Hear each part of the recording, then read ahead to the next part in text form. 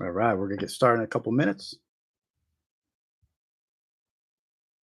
5:50. We'll start going over the headlines. Let me know in the chat if you're here.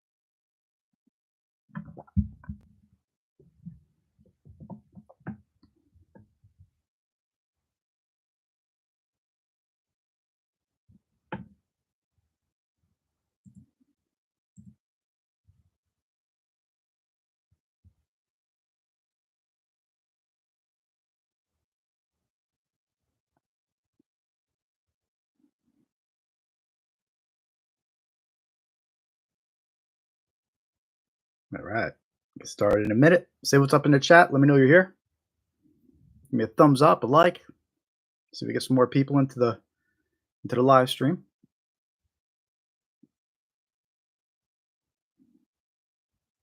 All right, 5:50. Let's get this going. Welcome to the Scamaware 101 live stream. This is our third live stream. Happy New Year to everybody that didn't make it last week. We got some exciting headlines to go over today to kick off our live stream. Some new ones. Pretty good.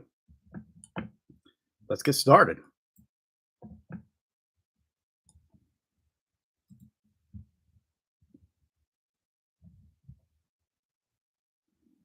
Make it a little bigger so you can see here. All right. So our first headline we have here: scam alert from Beaufort, Colorado, or county residents. What is this? County. Beaufort County Sheriff's Office is warning community members of a scam in the area of a man claiming to be a sergeant with BCSO. Scammer is saying to the caller they missed jury duty and they need to pay a fine. That's actually a pretty common scam. It's a jury duty scam. They make you think that you missed it, and then they say, "Pay us. Here's your fine for missing jury duty." Sheriff Hommins reminds residents that law enforcement will never call you to collect money over the phone. If you believe you have been a victim of a scam, you can contact the Beaufort County Sheriff's Office. All right. So watch out for that scam. They're calling up, they're saying you missed jury duty, and they're asking you to pay a fine that isn't real and doesn't exist. Thank you for the thumbs up. Whoever gave it a thumbs up, appreciate it. Take a look at our next headline here. County Sheriff's Office warns of fancy paperwork edition scam. This scammer provides some pretty convincing paperwork that is not real. Let's see what this is about. A person using a laptop with a description. All right. A new scam alert has been making its rounds with some pretty fancy paperwork, according to Ector County Sheriff's Office. Mike Griffiths wants to remind the public that no law enforcement agency will ever tell you that you need to pay money on the spot to avoid arrest. If you receive any of these official looking documents, don't fall for it. Okay, so what's interesting about this scam is the scammer is actually sending out these documents that they kind of look like a ticket,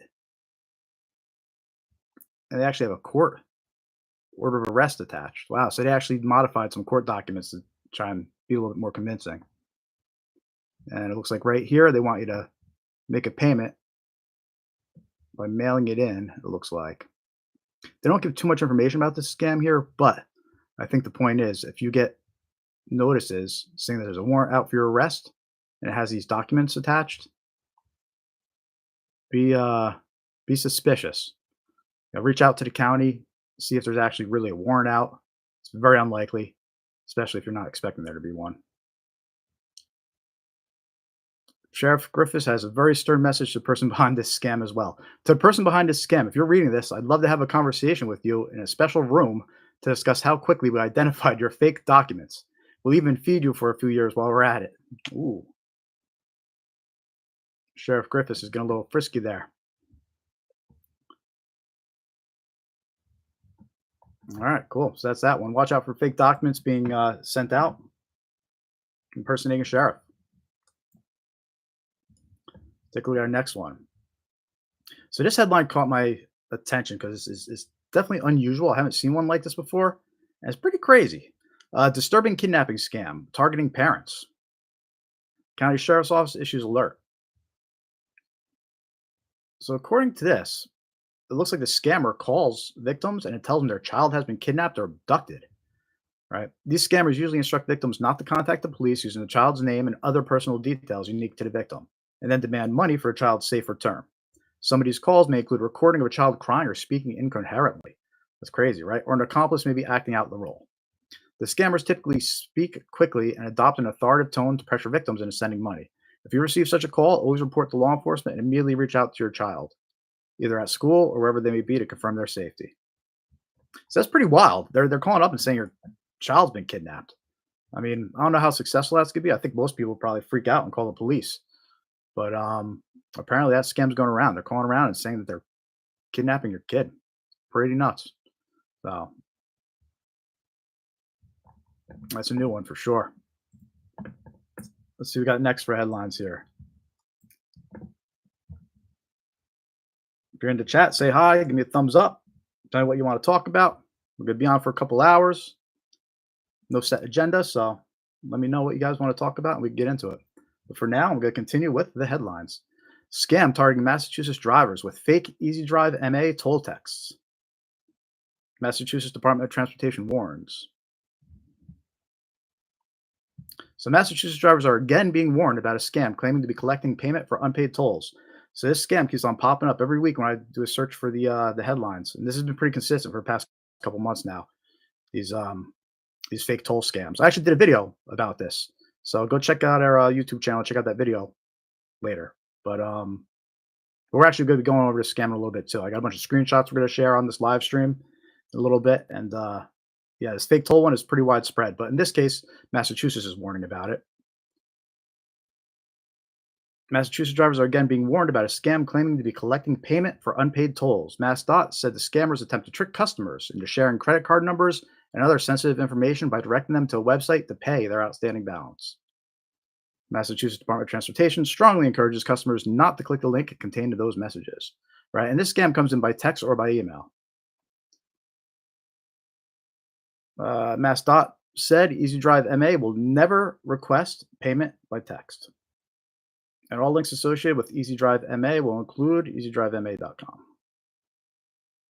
The Easy Drive Smishing scam, that's what they call text message phishing. They call it smishing because of SMS messaging. So it's called smishing. Is where unscrupulous actors send deceptive text messages to get someone to reveal confidential or financial information. The FBI recommends that individuals who receive the fraudulent message do the following: file a complaint at ic3.gov, check your account using the toll service's legitimate website. You can contact the toll service's customer service number and delete the smishing texts received. If you click the link or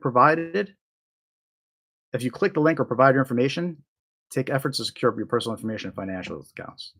Yeah, so like I said, we're going to talk about this scam a little later. It's pretty wild, but the one we're going to talk about is actually running out of a Chinese group that's targeting people with this scam. So watch out for those. Next one. Take a look at this headline. Traverse City alerts residents to parking ticket scam via text messages. They're warning residents of a scam going around related to parking tickets. It involves text messages that claim the recipient has a delinquent parking ticket. The message includes a link to make a payment. The city says parking services will never send text messages requesting payment. They say stay vigilant and avoid clicking suspicious links. If you have any questions about parking tickets, contact parking services directly. Right. So this is similar to the fake toll text messages and the other scams we're talking about where they're impersonating sheriffs and sending out warrants and jury duty messages. All right. But except this one's hitting it with a fake parking ticket text message. I think it's the first time that this one's popped up when we searched for it. So that's an interesting one. Watch out for those fake parking ticket messages. Always confirm with the city first it's real. Don't they do you'd think that they give out paper tickets still. So if you didn't get a paper ticket and you're getting an alert that you got a ticket, be suspicious. See what's up in the chat. I see some people watching. Give me a thumbs up. Let us know what you want to hear us talk about. Keep on going through the headlines for a little bit.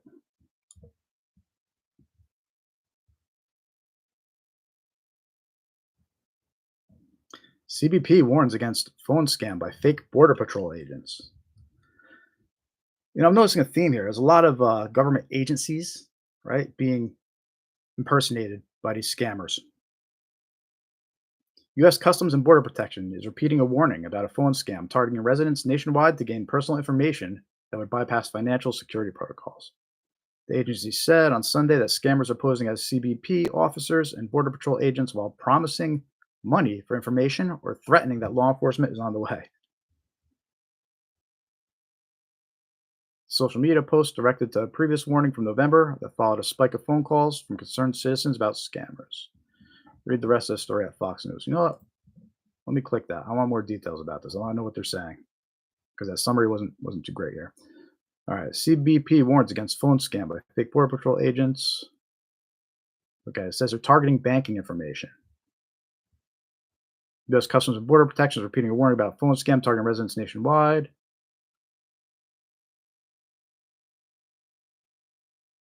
This doesn't give much more information either. It does say if CBP suspects illegal activity, we will not call a suspect or a victim requesting money or social security numbers.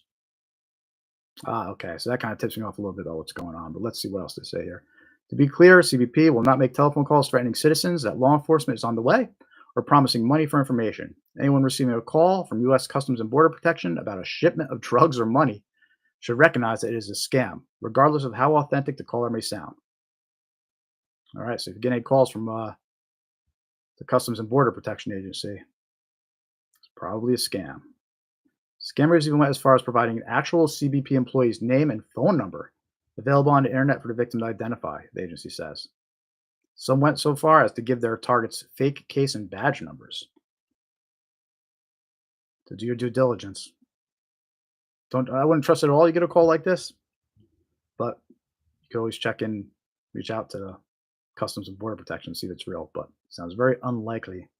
The way some of the scams operated, all right, here we go, was with a pre-recorded message that stated something along the lines of a shipment of drugs or money with your name on it has been intercepted. Before the target is asked to press 1 to be connected to a live person. All right, so this is pretty common of scams. When they're hitting you on the phone, they're actually robocalls. They're just calling thousands and thousands of phone numbers, and they're playing the same message. And they're just trying to get people to press 1, right? And then once it's 1, you're connected to the scammer, and the scammer does his impersonation and tries to get your money. It should almost be a rule of thumb now when you get a phone call that's a recorded message telling you to press 1. I mean, that's almost like a red flag. That's a scam at this point. So many scams are taking that approach where they call you and it's recording, it says press 1. So watch out for those. And then it says you can report phone scams to the FTC. 4 main points that CBP reminds people of are CBP won't call out of the blue with promises of money or threats. CBP never uses gift cards, cryptocurrency, or wire transfers. We'll talk about that one later. But those are definitely red flags. If somebody wants you to pay them in gift cards or cryptocurrency, they're red flags. In fact, we released a video today about that. So I'll make sure to check that one out later. But we'll be going over that as well in this live stream. Do not trust the caller ID. Very true. In case you didn't know, scammers can make the caller ID show a different phone number. They can make it show whatever phone number they want. So you'll get a call, and it will actually show the Border Patrol's phone number, or they'll call, they'll impersonate the bank, and it'll show the bank's phone number. So you can't trust caller ID. You still got to verify it, hang up, reach out to the agency or the bank directly, and confirm what's happening is real, which most likely won't be. Check with CBP if you're unsure about whether a call or email is real by typing the agency name into a search bar and clicking on its website to find contact information. Okay. So there you go. Watch out for phone calls claiming to be the Border Patrol. It's a scam.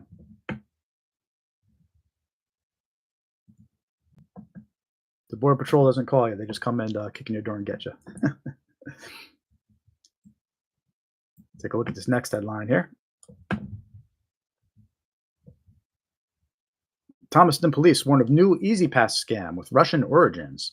Okay, so this kind of is similar to the toll scam we were just talking about. So your vehicle has unpaid toll bill to avoid excessive late fees. All right, so they give an example. I'll show you a bunch of examples later on in this stream as well. So this is pretty much the same scam. It comes in as a toll scam. It tells you you have a toll due, and then the only twist is they're warning us that the link is actually RU domain, which means it's a Russian link.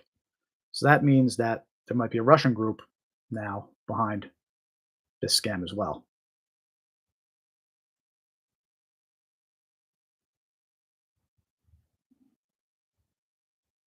Authorities advise the public. There's enough ads on this website. Authorities advise the public not to interact with email, warning that any response would verify the recipient's phone number as active. Well, that's a little misleading. If you reply to an email, then they know your email is active. If they're hitting you over the phone, you reply to the phone message, then they know your phone number is active. So either way, it's good to not interact with the email or the text message if any of these come in.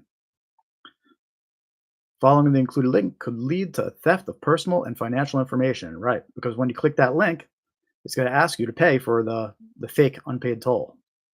All right, so you'll pop your credit card information in, you pop your personal information in, and then the scammers get it. Residents are urged to remain vigilant and report any suspicious emails resembling the scam. Okay. Police also remind the community do not share personal information or make payments based on unsolicited requests. Oh, so watch out for those easy pass scams and fake toll scams. It looks like Russia's getting on the fun now. Check out another headline. See some more people in the chat. Say what's up. We know what you want to talk about. 2 Martin County scam victims. Here we go. Lose nearly $100,000. Wow. So let's see what happened to these victims here. Stuart, Florida. A resurgent scam targeting elderly people in Martin County has cost a pair of people who live there nearly $100,000. That's terrible. We urge everyone to warn their family, friends, and neighbors about this scam, which has become increasingly dangerous. When noting the heightened risk, MCSO pointed out that the scammers sent accomplices or couriers to both victims' homes to get the money. So this is starting to become more common that we're seeing in the headlines. The couriers are involved. They're sending people there to pick up the money. According to the sheriff's office, the scam targets potential victims on their computers with a pop-up ad, purportedly from McAfee, the computer security company, McAfee Antivirus. The pop-up aims to convince recipients that they need to pay a bill, refund an overpayment, or are at risk because of a virus or account hack. Yeah, so this is a tech support scam. It's a fake pop-up. It tells you either that your antivirus is expiring or it tells you have a virus. And then they give you a number to call. When you call that number, you're connected to a scammer. And the scammer is going to get on your computer and he's going to try to access all your banking information. He's going to try to steal your files. It's going to be a mess. You don't want them on your computer. Any passwords that you have saved in your browser, if you save your passwords in Chrome, for example, once they get on your computer, they'll extract your passwords. So you do not want to let these people on your computer. And these fake tech support scams, they're getting people. And unfortunately, it's the older folks that seem to be getting hit the hardest from this because they get a pop-up that says they have the virus. They don't know what to do, so they call the number. And anyway, we're going to talk about the scam a little bit more later in this live stream. That's one of the examples that I have for you. And we also released a video about that one too on our YouTube channel. So check that video out later and stay tuned to the live stream. We'll bring up the examples of all those. Hey, I see some thumbs up. Thank you. Thank you for everybody giving us a thumbs up. Appreciate it. Say what's up in the chat. Let me know you're watching. Let me know if you want to talk about anything specific.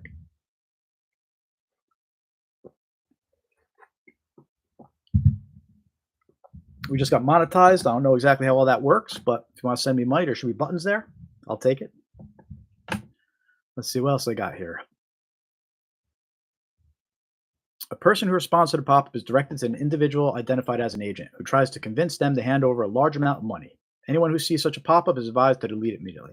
All right, so now you might be wondering, like, how does this turn into you have a virus on your computer, but now you have somebody impersonating an agent who tries to convince them to hand over a large amount of money and this and that. So what happens with this scam is very interesting, right? They fool these people and think they got a virus on their computer. It's a pop-up, right? It's just a website pop-up.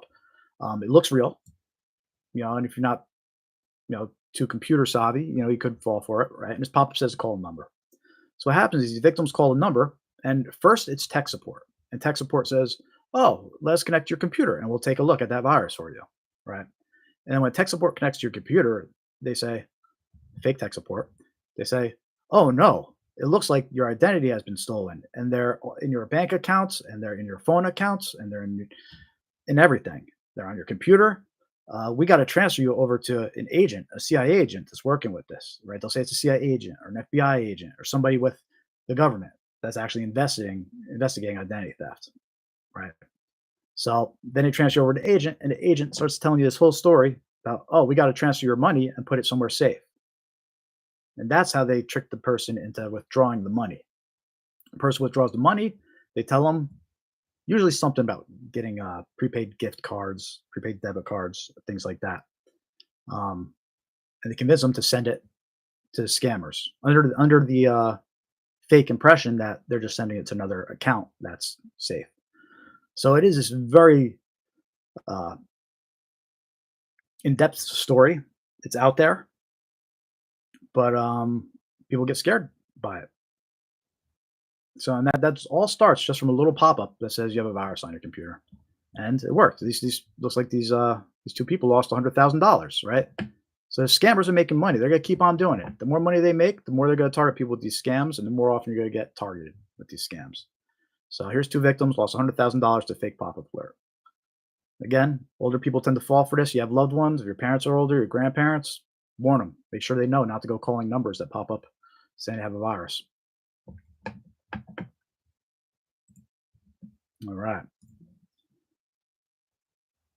Got another headline here. Johnny Depp. Any Johnny Depp fans? Hit the thumbs up if you're a Johnny Depp fan. Johnny Depp issues warnings to fans in concerning social media post. We're actively working to combat these illicit schemes. All right. Yeah. So celebrity impersonation. Very popular scam right now. What was it? Last week we talked about a Keanu Reeves impersonation scam where some lady was living out of her car now because she sent all her money to somebody she thought was Keanu Reeves. Right.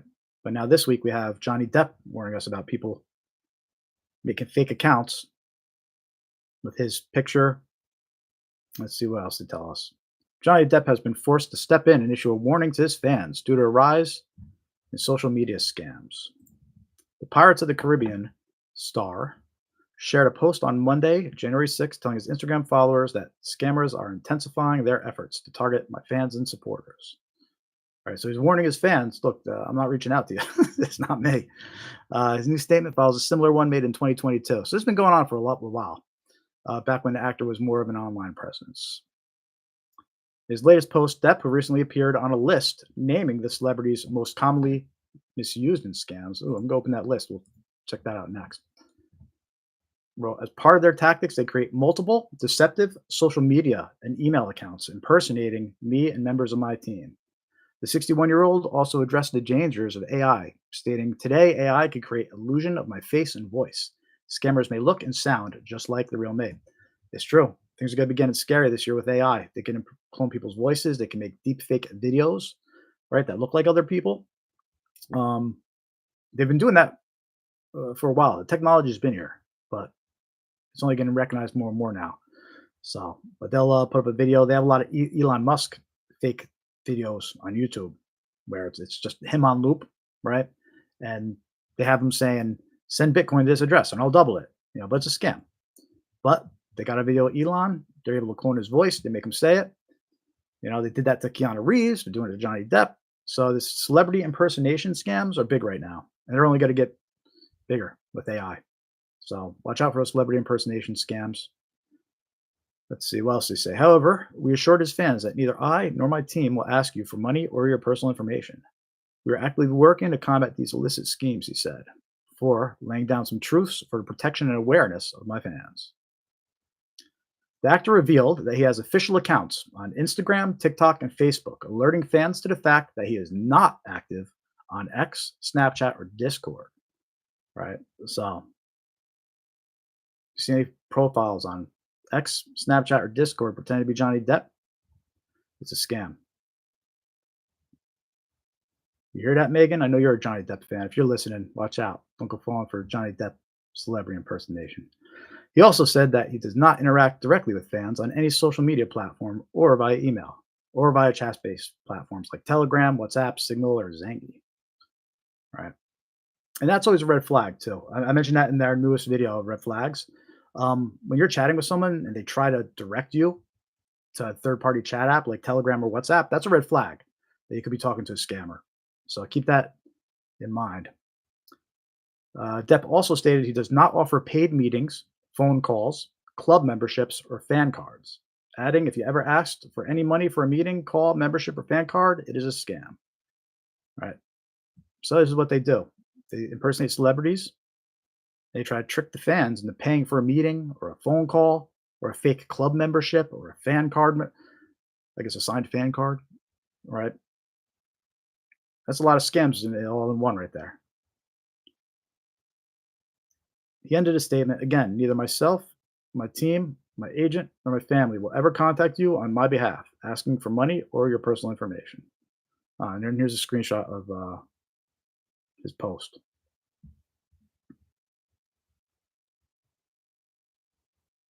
In July 2024, money saving expert Martin Lewis analyzed data from action fraud, looking at how frequently public figures, including Depp, Elon Musk, and Adele, see, I just mentioned Elon Musk earlier, Adele, were mentioned in scams, reported in 2022 and 2023. Lewis went on to say that the amount of data his website analyzed is likely only a drop in the ocean, considering that many people do not report scams to the police. If some believe they have been scammed, you should contact their bank and the police. So there you go. Watch out for Johnny Depp.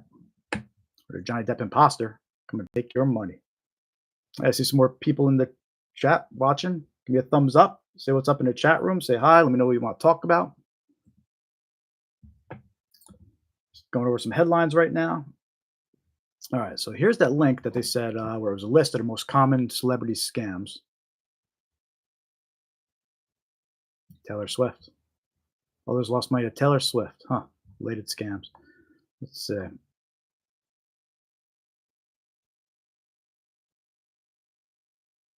Oh, wow. Look at this. Martin Lewis has issued a warning over the celebrity profiles commonly misused in scams, with the money saving expert himself coming out on top. So people are impersonating this guy too. The king, who the king is, Taylor Swift, Elon Musk, and Adele are also found on a list of high profile figures seen in scams online. I have no idea who the king is, but if anybody else knows, watch out because people are impersonating him. There's only one king, he's Elvis, and he ain't around no more. Or maybe it is. Some people believe he is. He's out there scamming. The king's online, scamming your money. The findings indicate the high profile people from a range of sectors, including entertainment, business, politics, and royalty. All right, so, limit the king, have had their names misused. Jeremy Clarkson or Rishi Sunak, don't know who they are, were also among those that appear. So this is a UK article, so I might not recognize some of the celebrities they have over there. I barely recognize the celebrities we have over here in the States. The full list can be seen below. All right, so let's see who we recognize here. Oh, we're not there yet. Website founded, so the data, looked at drop in the ocean. To generate that list, the website asked on social media for people to say who they had seen appear in scam ads. Okay, so here are the top 20 high profile figures whose identities have been misused by the scammers, with the percentage of total mentions in the scams. Be a little bigger for anybody watching here. Martin Lewis, Taylor Swift, Elon Musk. Yep, he's right at the top of the list. Adele, Holly Willoughby, Jeremy Clarkson, Mark Zuckerberg. Yep, it's a bunch of deep fakes of him going around. Keanu Reeves, right? I mentioned him earlier. Ed Sheeran, Peter Jones, King Charles. That's what I meant by the king. King Charles. Okay. Philip Schofield, Richard Branson. Rishi Sunak, Rod Stewart, Simon Cowell. Heard about that one. Prince Harry, Louis Capaldi, and James Martin. Here are the top 20 high profile figures whose identities have been misused by scammers, according to the research. Okay, so this was top 20 high profile figures. Is that it? Okay, I don't know why I said that twice. Only one list.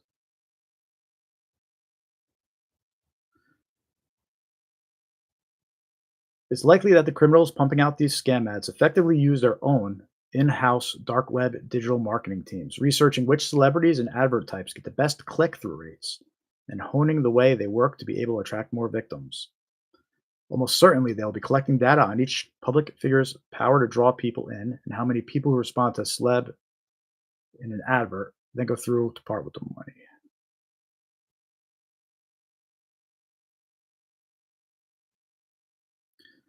He continued, the new government has promised to ensure that tech companies have a clear obligation and a clear financial incentive to work with banks to prevent scams, identify fraudulent transactions, and support victims. We'll be watching closely to see if it delivers.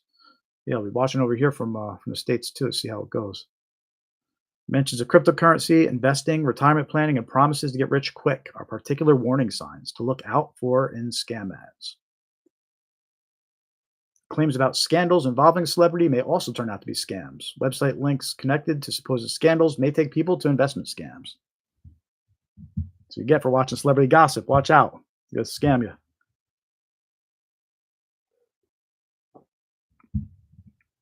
Ticket scams are also rife, with scammers also trying to cash in on the popularity of Swift's Eras store. People should look to buy from official ticket selling or reselling platforms. Be cautious on social media. Every time I RSVP to an event on Facebook, there's like 10 scammers at least in the discussion saying, we have tickets, message me for tickets. And that's a scam. So watch out for that. Be skeptical if that's happening to you. Fans of Swift have lost out on an estimated 1 million since UK tickets for a tour went on sale last July. If someone believes they have been scammed, they should contact their bank and the police. Many banks are taking part in a scheme that allows people to get in touch simply by dialing one. It's UK stuff. I do not know what that means, but I'm going to look into that. Interesting. People in England, Wales, and Northern Ireland can report a scam to the police. Huh. Doing some interesting stuff in the UK here. The banks have like a number set up that you could call, and they're working together. Huh. Well, it'll be interesting to see where that goes. Cool. What's up, everybody? Say hi in the chat. Let me know what you want to talk about. I think that's it for headlines. We're on time here, 6:20. Cool.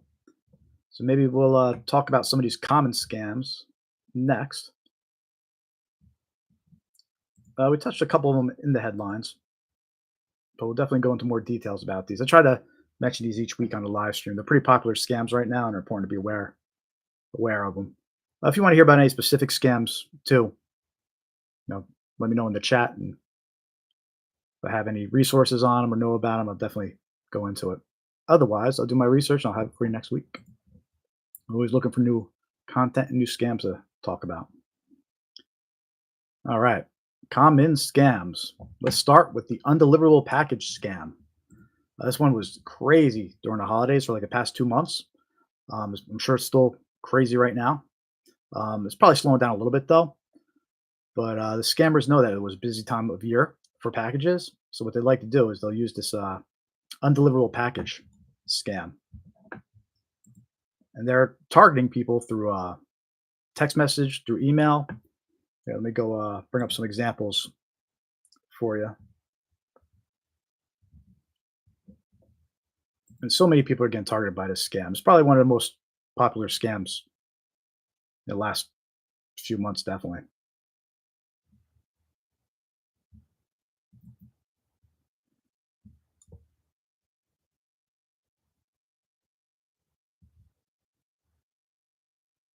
Undeliverable package. All right, so let's start with the text messages because that's actually the most popular version of this scam. Is the text messages that are going out.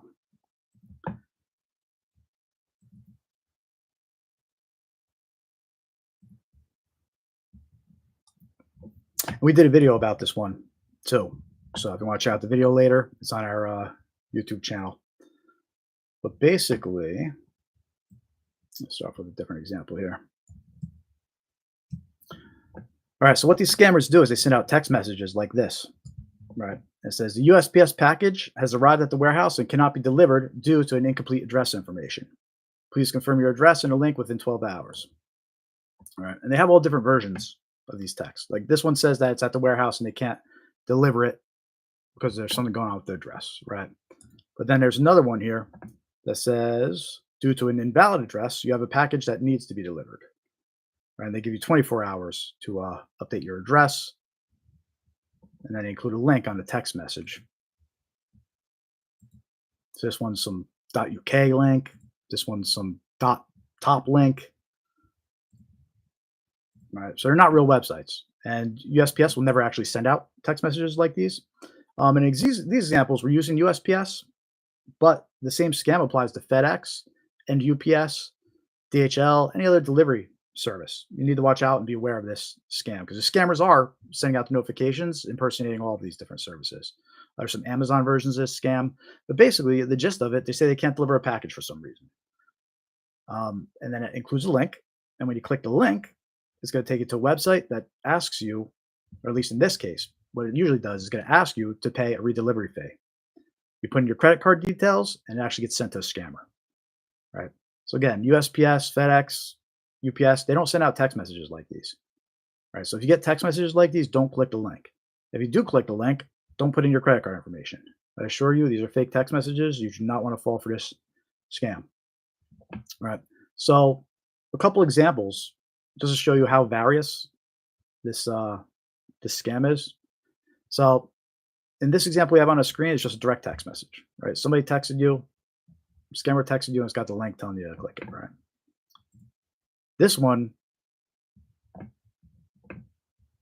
is the same deal. It's signed, kind regards, USPS team, got some notification ID at the bottom, fake notification ID. They're just doing little things to try and sound more realistic, right? This is one I actually received. And what this one did is it actually sent a group text and it renamed the group text to USPS. And I guess the idea of that is if somebody gets it, they see it titled USPS, and maybe they think it's more realistic. They think it's more legit now because it actually has a title that says USPS. But that's just the name of the group chat. And it's a little trick that they're using to try and get more people to click the link. Again, you could tell by the link, it's a fake link. And again, you would never get a link like this from USPS. But in this case, it says, since the package does not have a house number, right? So you get a little bit more specific on this one, trying to be convincing. A couple other examples for you here. This one included an HTML attachment, right? And if you click the HTML attachment, by the way, you should never open attachments, whether it's an email or text. You should never open it, especially if it's not from somebody you know, right? So in this case, they're telling you the package arrived, but they're unable to deliver it, right? It has an attachment with an HTML file. In this case, if you open an HTML file, it's going to have a link to their fake website to provide your credit card details. Sometimes they'll use this attachment method to get past filters, right? So since they don't have a link in the message itself, it's more likely to bypass a filter. You open up attachment and then you go from there, right? But don't open these attachments. Never open attachments that you're not expecting from someone. And then there's another version of that with an attachment. And this one's a PDF attachment, right? And it's the same idea. They're trying to bypass the filters, right? And then you open the PDF attachment and the link's in there. All right, so what happens is you click that link, it's going to take you to a fake website that ask for your credit card details, and it'll have the United States Postal Service logo on there, and it can look legit. They'll make it look as real as they can, right? So don't go to these. Don't click those links. They're gonna take you to fake websites. And they're gonna steal your information. Another example of a fake website. Right? These are the same colors, same logos, very convincing, right? But if you click that link and come here, you're putting your shipping information in, you're putting your credit card information in, and now a scammer has your details. They're able to use your credit card, do a bunch of purchases, steal your identity. So no fun. So watch out for these text messages about undeliverable packages. They're all fake. The only time that USPS, FedEx, UPS are ever going to send you text messages or email updates is if you actually request it for the specific package, right? Each one, you have to go and actually request it for each one.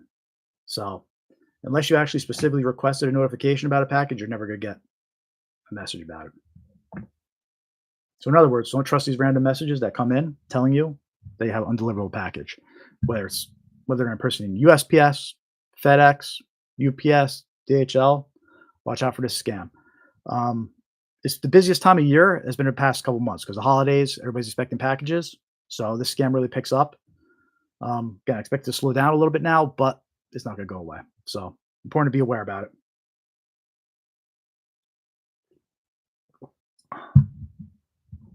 Also, when we did a video about this scam, we found some interesting information here. And I love this story. So there's a guy named Grant Smith, right? And his wife actually fell for this scam, right? She got the text message about the undeliverable package, fell for it, put her credit card information, and the scammers got her credit card details. Well, this guy, Grant Smith, who apparently is an IT researcher, cybersecurity researcher, one of those lines, he saw the website and he hacked into their system. All right. So he gets into their system and he discovers that it's actually a Chinese hacking group out in China, right? And they were sending, and probably still are, up to 100,000 scam texts per day, right? So they're sending out 100,000 texts saying you have an undeliverable package. That's how many of these were going out.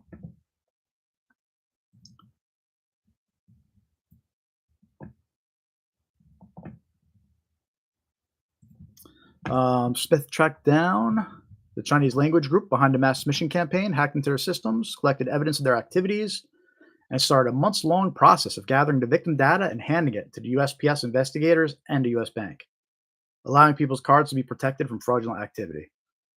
All right. So this guy got in there. He's helping the victims. Here's some more stats, though.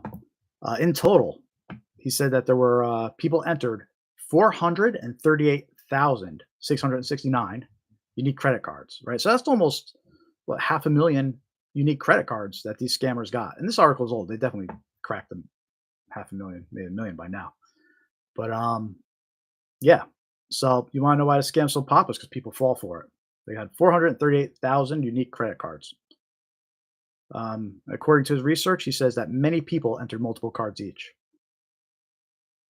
And they had 50,000 email addresses were logged. Yeah, so this is a big one. And that's just one Chinese group that was discovered doing this. Who knows how many more are, right? So watch out for this scam. Extremely popular. Undeliverable package alerts.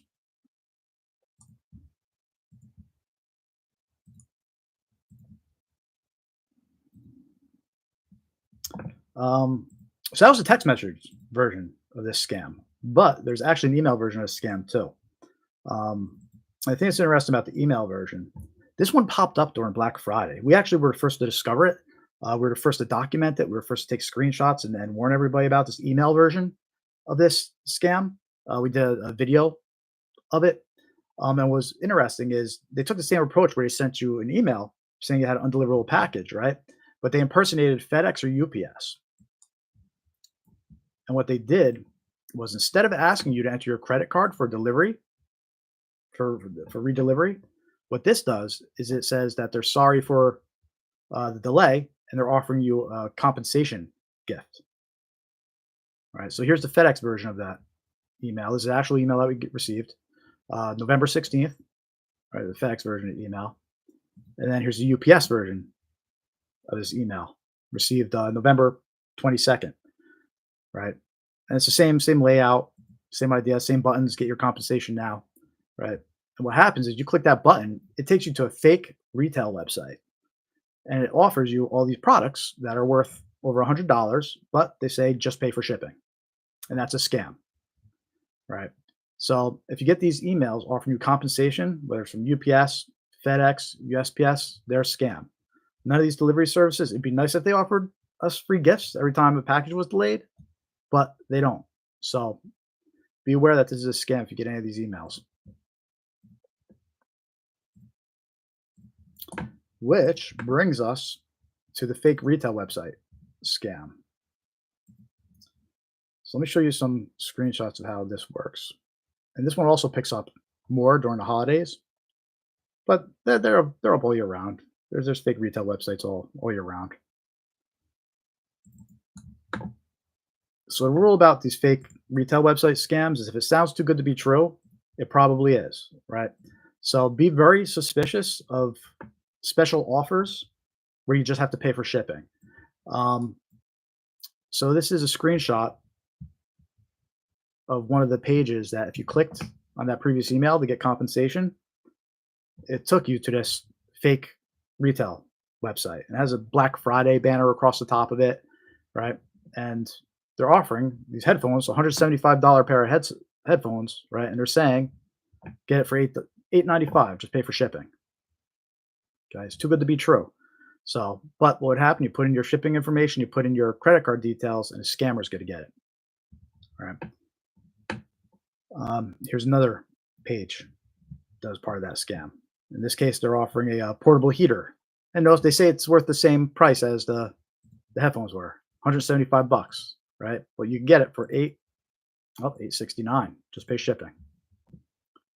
But this is a scam. You put your info in, put your credit card in, it's going to end up being delivered to a scammer, and they're going to have access to your credit card details, and they'll use it too. And what's interesting about this scam, what they'll actually do is they'll actually charge you the $869. You'll see the charge on your card, right? And you'll think, okay, cool, everything looks legit, right? But the product's never going to arrive, and eventually the scammer's going to use your credit card and personal information to do bad things. It's no good. You don't want these people ruining your credit. And here's one more page from that fake retail site. And this one was offering earbuds. Again, $175 value, get it for $8.69. Right. And they claim it's a part of a Black Friday sale. And it's probably too small a notice, but the screenshots here, they're actually different website domains. Right. So these scammers, right? So this one is luxuryproductportal.com. This one is technojoyhaven.com. And then this one is technojoyhaven too. But what these scammers do is they just register all these different websites and domain names to use for these fake retail websites. One gets reported, they just switch to another one. So it's a game of cat and mouse with them, right? These domains, they're all shut down now. All these websites and domains, they're shut down. But I'll show you just jumped onto a different domain name. So watch out for these fake retail websites. If you're getting offers from FedEx, UPS, it's not real. If you're seeing offers like this that say just pay for shipping, that should be a red flag. Do your due diligence. Do some research first. Make sure that Google it. See if anybody else actually got that item after just paying for shipping. Because it's a very common scam, and they'll target. So an example I gave, was that UPS and FedEx email. But these fake retail websites, they'll pop up in Google sponsored ads, right? So in your Google results, the sponsored ads could point to these fake websites, these fake retail websites, social media ads, right? You're just scrolling along on Facebook or whatever, and these ads will pop up. Portable heater, just pay shipping. You click it and you get scammed. So watch out for these fake retail websites. Yeah, I see some more people in the chat. Say what's up. Let me know you're watching. Let me know what you want to talk about. Give us a thumbs up. Help spread the word. Maybe get some more people in here. It'd be awesome. All right, road toll scam. This is one we were talking about a little earlier. We did a video about this one as well. Let me bring up some examples here for you.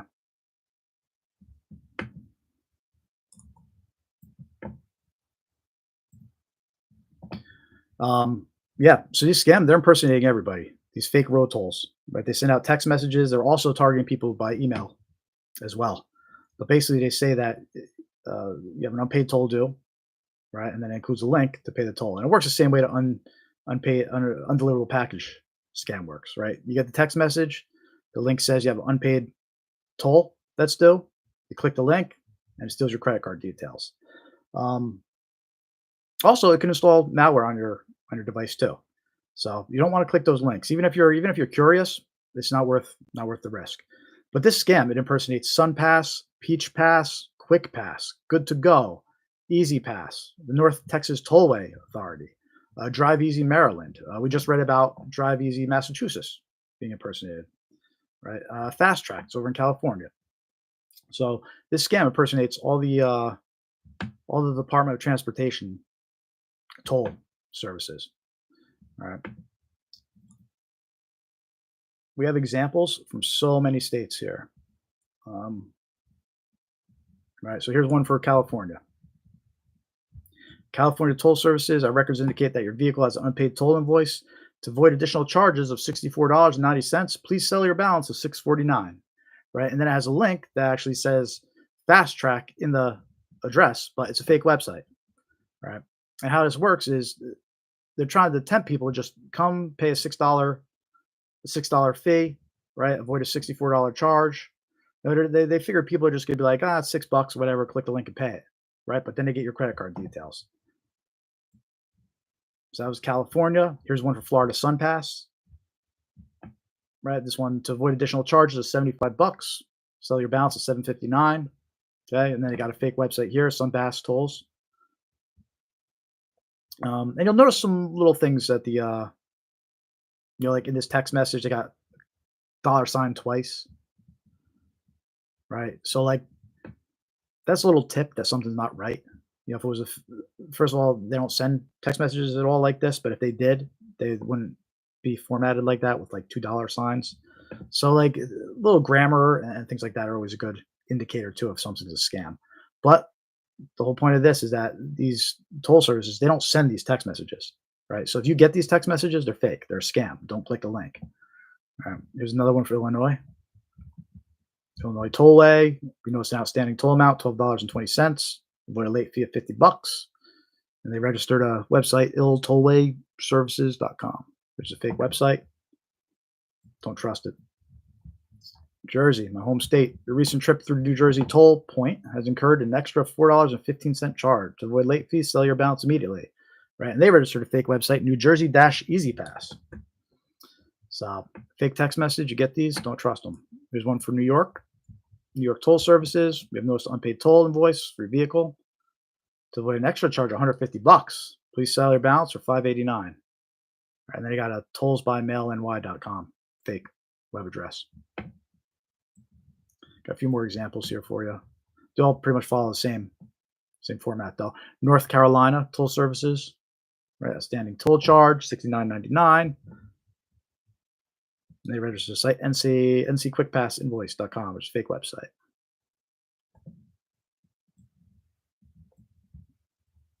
Ohio Toll Services. Our records show outstanding toll charge. Right, same deal. OhioTurnpikeTolls.org, fake website. Pennsylvania. Anybody from Pennsylvania in the house? Give me a thumbs up. Say hi in the chat. Pennsylvania Turnpike Toll Services. Our records indicate that your vehicle has unpaid toll invoice. Same deal. PA TurnpikeTollBill.com, fake website. Don't trust it. Virginia Toll Services. These guys put NCSunPassTollServices.com in the website address. The last example here we have Washington, My Good to Go Toll Services. Records indicate your vehicle has unpaid toll invoice. They have a link to a fake website, mygoodtogotoll.com. So again, these are just fake toll balance scams. If you get text messages like these, they're scams. Don't click the link. Don't trust it. There's also email versions of this scam too to watch out for. One last thing regarding this scam is if you click that link, the My Good to Go tool, just to give you an example, it would actually take you to a website that looks like Good to Go, right? Washington State Department of Transportation. Pretty realistic looking. It's got the same colors, the same logo. And if you click payment, it's going to bring you to a page that asks for your credit card and your credit card details. Those get passed along to the scammer if you fall for this one. So don't fall for this fake toll text message scam. And then the last scam we'll talk before going into red flags, a gift card received scam. All right, so let me bring up a screenshot here. It is a popular time of year for this. You should watch for it all year round, but especially with the holidays. If you get any notifications about receiving a gift card, right? So maybe you get an email saying you received the gift card, right? And it's going to have a link that says activate the card here. In this example, it says your company has given you an employee rewards card. Activate your card today, right? But this is a scam. If you click that link, it's going to try to steal your personal information. What you want to do in this case is if you're getting notified about gift cards, right, reach out to the person who sent it to you and confirm that they actually sent it, right? So in this case, since it was an employee rewards card, you reach out to your employer and you say, hey, did you actually give me this card? You know. The other thing too you gotta watch out for, right? So this example talks about a link to activate the card that maybe got emailed about, but there's other versions of this where they'll actually send you a card in the mail, right? A little postcard, and it'll have a QR code on it, and it says scan this QR code to activate it, right? But the QR code is actually it'll take you to a malicious website. So watch out for the physical version of this scam as well, where they send you the malicious QR code to scan. But again, for this example, this is one that has a link. Click to activate it. You don't want to click the link. Just reach out to whoever sent it to you first, just to confirm that they actually sent it to you.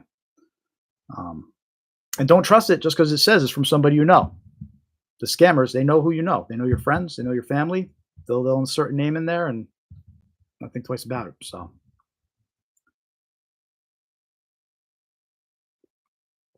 question everything. Cool. Looks like we're right on time here. Gonna talk about some red flags in a minute. Let's update the agenda here. In the meantime, say what's up in the chat. Let me know you're watching. Let me know what you want to talk about.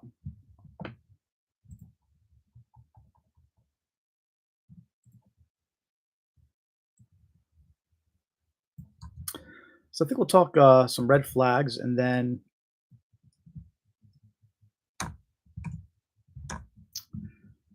talk a little bit about scam awareness after that. You know, who the scammers are, what they could do. It's important to understand what they could do.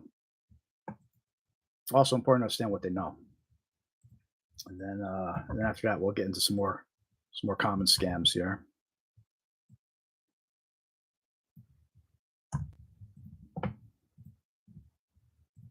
All right, red flags. Also, as we talk about these red flags, let me know. Let me know in the chat other red flags, ones that you've encountered. I just released a video today, a couple hours ago, 5 red flags that indicate you're talking to a scammer. Right, so check out that video a little later.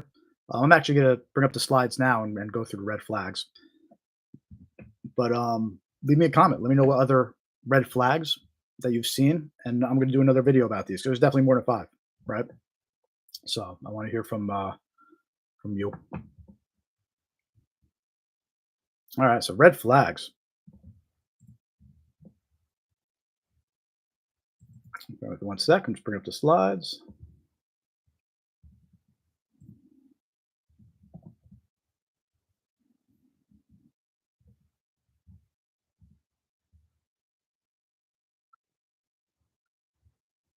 Okay.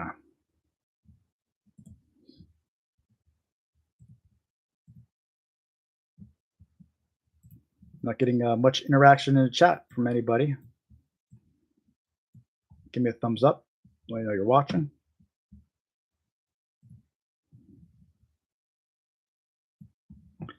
All right, so red flags. So on my screen, I got red flag number one up here. But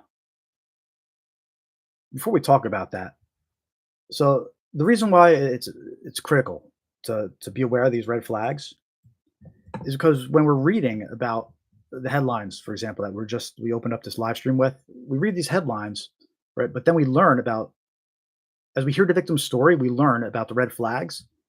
Where if they were just aware of one little detail, it would have been enough to stop the scam, right? So there's some red flags that just they always pop up. They're a common thread throughout these stories, and if you're aware of these red flags, it should help you spot these scams a lot quicker and avoid becoming a victim. So it's important that you're aware of them. It's important that your loved ones are aware of them, right? So let's start off with red flag number one. Okay. They direct you to a third-party chat app like Telegram or WhatsApp to continue the conversation. Okay. So scammers, what they'll do is they'll reach out to you by phone, text message, email. They'll initiate the conversation with you through a more traditional method like a phone call or a text message, right? But once they establish communication with a potential victim, what they'll try to do is they'll try to move the conversation over to a third-party chat app like Telegram or WhatsApp, right? That's a red flag. Okay, so if somebody sends you a message and let's say wrong number scam, they'll send you a message. Oh, I'm sorry, I got a wrong number, but you seem friendly. Let's keep talking. They'll try to direct you to WhatsApp to continue a conversation.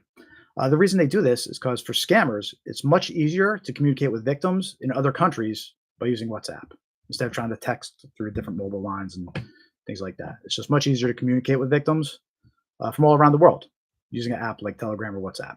Right. So it's a red flag. If they're trying to get you on Telegram or WhatsApp, be aware. Also, it lets them be a little bit more anonymous too when they're hiding behind these apps. It's harder to get the account turned off. It's harder to get them. You can't just block the. You can report like a text message, right? And the number will get blocked and marked as spam, but not for Telegram and WhatsApp. It's a little bit harder to get them kicked off of those services, right? So scammers love using third-party apps like Telegram, WhatsApp, right? So if someone you just met online is telling you to go over to Telegram or WhatsApp to talk, it's red flag. Could be a scam, probably is a scam, right? For example, some of these common scams that do this, where we see this all the time happening, right, is romance scams. Okay, these scammers create fake dating profiles to lure the new victims in, right? And then once the victims, match them on the dating site or whatever, they direct them to talk on WhatsApp. So if you're out there lonely looking for love and you're getting a message on these dating apps, be careful if they try to redirect you to WhatsApp or Telegram to talk, because it's a red flag. You're probably talking to a scammer. Wrong number scams. We just mentioned these before, right? Starts with a text message probing for new victims, then directs those who reply to continue talking on WhatsApp. Okay. We did a video on wrong number scams. Definitely check it out, especially if you were wondering why you always get so many wrong number text messages. It's because they're trying to scam you. They're trying to get you to reply. They're trying to confirm that you have an active phone number. They're trying to keep a conversation going with you, and then they're going to try to redirect you to WhatsApp to keep talking. Investment scams, right? They'll direct the victim to a Telegram, WhatsApp group chat, right, to pump up an investment or appear more legit. And one of the things to keep in mind too is on Telegram, there's a lot of bots, right? So they can invite into a Telegram group or channel, and there'll be bots in there just pumping up this investment, making it look like there's a community around it, making it look like there's interest, but it's all a scam, right? So watch out when anybody's trying to direct you to Telegram or WhatsApp. Right, so that's a big red flag. It's red flag number one on a red flag list. Red flag number two.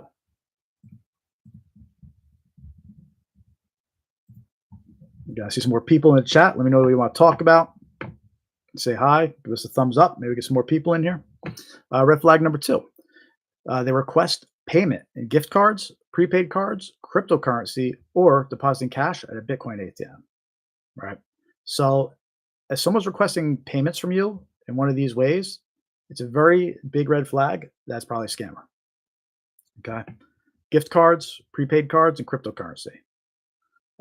Scammers love being paid in those ways because it's easier to move and transfer the funds quickly, right? And it's also harder for victims to recover the money after it's sent, right? So if you're talking to somebody and they request you send them gift cards, prepaid cards, cryptocurrency, if they send you to a Bitcoin ATM to do a deposit, red flag, right? So watch out for those. Um, some of the headlines we talked about earlier, they mentioned gift cards and cryptocurrency. Okay. Legit agencies or government agencies aren't going to be asking for payment in gift cards. Um, some scams, some common scams that actually do this that we know will ask for gift cards or prepaid cards, cryptocurrency. Right. So there's IRS and Social Security scams. The scammers, they impersonate government agencies like the IRS or Social Security Administration. Right. And what they'll do is they'll call up their victims and they'll say there's a problem with their account and they need to make a payment. Right. Or, well, we'll get to the or later, but no government agencies are actually going to accept Bitcoin or gift cards as payment, right? So that's a red flag. If you're getting a call from someone claiming to be with the IRS or Social Security, they're asking for gift cards or cryptocurrency, it's a scam. All right. Romance scams. So scammers will often request gift cards and cryptocurrency from their victim who thinks that they're in a relationship with them, right? And they think they're just giving them gift cards and they're sending them cryptocurrency as a gift. But it's a fraud. It's a scam. So if you meet somebody on one of these dating sites and they want you to send them gift cards and crypto, don't do it, man. You got to meet up with these people first, which is scary in itself. But don't go sending someone money they haven't met in person. Oh, and these scammers, they'll have a reason not to meet you in person, right? A lot of times they'll say they're in the military, out of the country, traveling. It's a scam. Don't trust it. Don't send someone money until you actually know them. Bank impersonation scams, right? So there's a very common narrative, and we mentioned this a little bit earlier, where they'll impersonate a bank or an agency investigating fraud or identity theft, right? And they'll tell the victim that the money's not safe in the account. Their identity's been stolen, someone's got access to their account, and they need to move the money out of their account, right? So first they advise the victim to withdraw the money, right? And then they tell the victim to go purchase gift cards or deposit the money into a Bitcoin ATM. They tell the victim that they're protecting the money, but what they're really doing is they're sending it to a scammer. Person we talked to about earlier sounds like they fell for this one. The two people that lost $100,000 to that tech support scam, right? So that seems to be a very common narrative. They pull the victims in many different ways, but it eventually leads into saying that your identity's been stolen and you need to move money out of your account before before the scammer gets it. But the scammer is actually getting you to send them money. Which, by the way, it's important to know that when you send your money to a scammer, that's not covered by the bank, right? That's not covered under, the bank likes to say that your money's insured and it's safe. But if you're tricked into sending the money and transferring the money to somebody, they don't cover that. Like you're beat. They're not going to help you with that. It's very hard to recover. So, but anyway, that's red flag number 2, right? If you're being asked to pay in gift cards, prepaid cards, cryptocurrency, or to use a Bitcoin ATM, so red flag, you're probably talking to a scammer.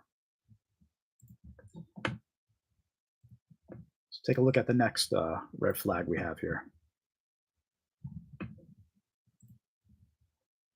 They ask you to provide a code that was sent to your phone by text message. This is very common on websites that are like online marketplaces, right? So like Facebook Marketplace, Craigslist, eBay, I think. There's Macari's one. It's all these online marketplaces. And what they do is the scammer, they'll give you some story. They'll say they want to verify your phone number to make sure it's real before they buy your item or before they sell you the item, right? And what they'll do is they'll trigger a text message to your phone because they're trying to actually log into one of your accounts, or they're trying to create an account using your phone number, right? So you get this text message and they make it sound innocent. Like, I just want to confirm that it's your phone number. And you reply back with that code. You're actually letting the scammer do whatever he wanted to do with your phone number, which is usually link it to a new account or access one of your existing accounts, right? So you also might be trying to reset your password as well to gain access to your account. So if a stranger says that they're sending you a code to your phone, it's a scam. Don't trust it. Definitely don't give them the code back. Some scams that we know that's common for is account login attempts, right? So they're trying to log into your account. It sends you the code, and they need that code to complete the login. So if you reply with the code, they get into your account. There's a password reset, right? So you get the code. They're trying to reset one of your passwords. If you give them the code, it allows them to reset the password and then essentially give them access to your account. Right.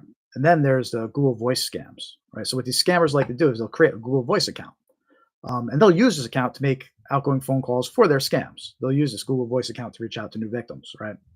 But what they do is they create these new accounts, but they create it with your phone number. If you reply back with the text code to them, it verifies, they pop in the code, and now they have your phone number associated with this new fraudulent account, right? So now they have a Google Voice account. It's linked to your phone number. They're making outgoing calls to scammers. I mean, the scammers making outgoing calls to victims, and your phone number is showing up because now it's linked to a Google Voice account that you approved unknowingly, right? So that's one of many reasons not to ever provide a code that was sent to your phone to somebody that's asking for it, right? Unless you're filling out a service and you're requesting a code, you know, you should be typing it in wherever it's supposed to go. You shouldn't be sending it to someone, especially if it's somebody on a marketplace that's saying that they need you to verify your number to sell or buy something from you. It's a very common scam. Don't fall for it. Take a look at red flag number 4.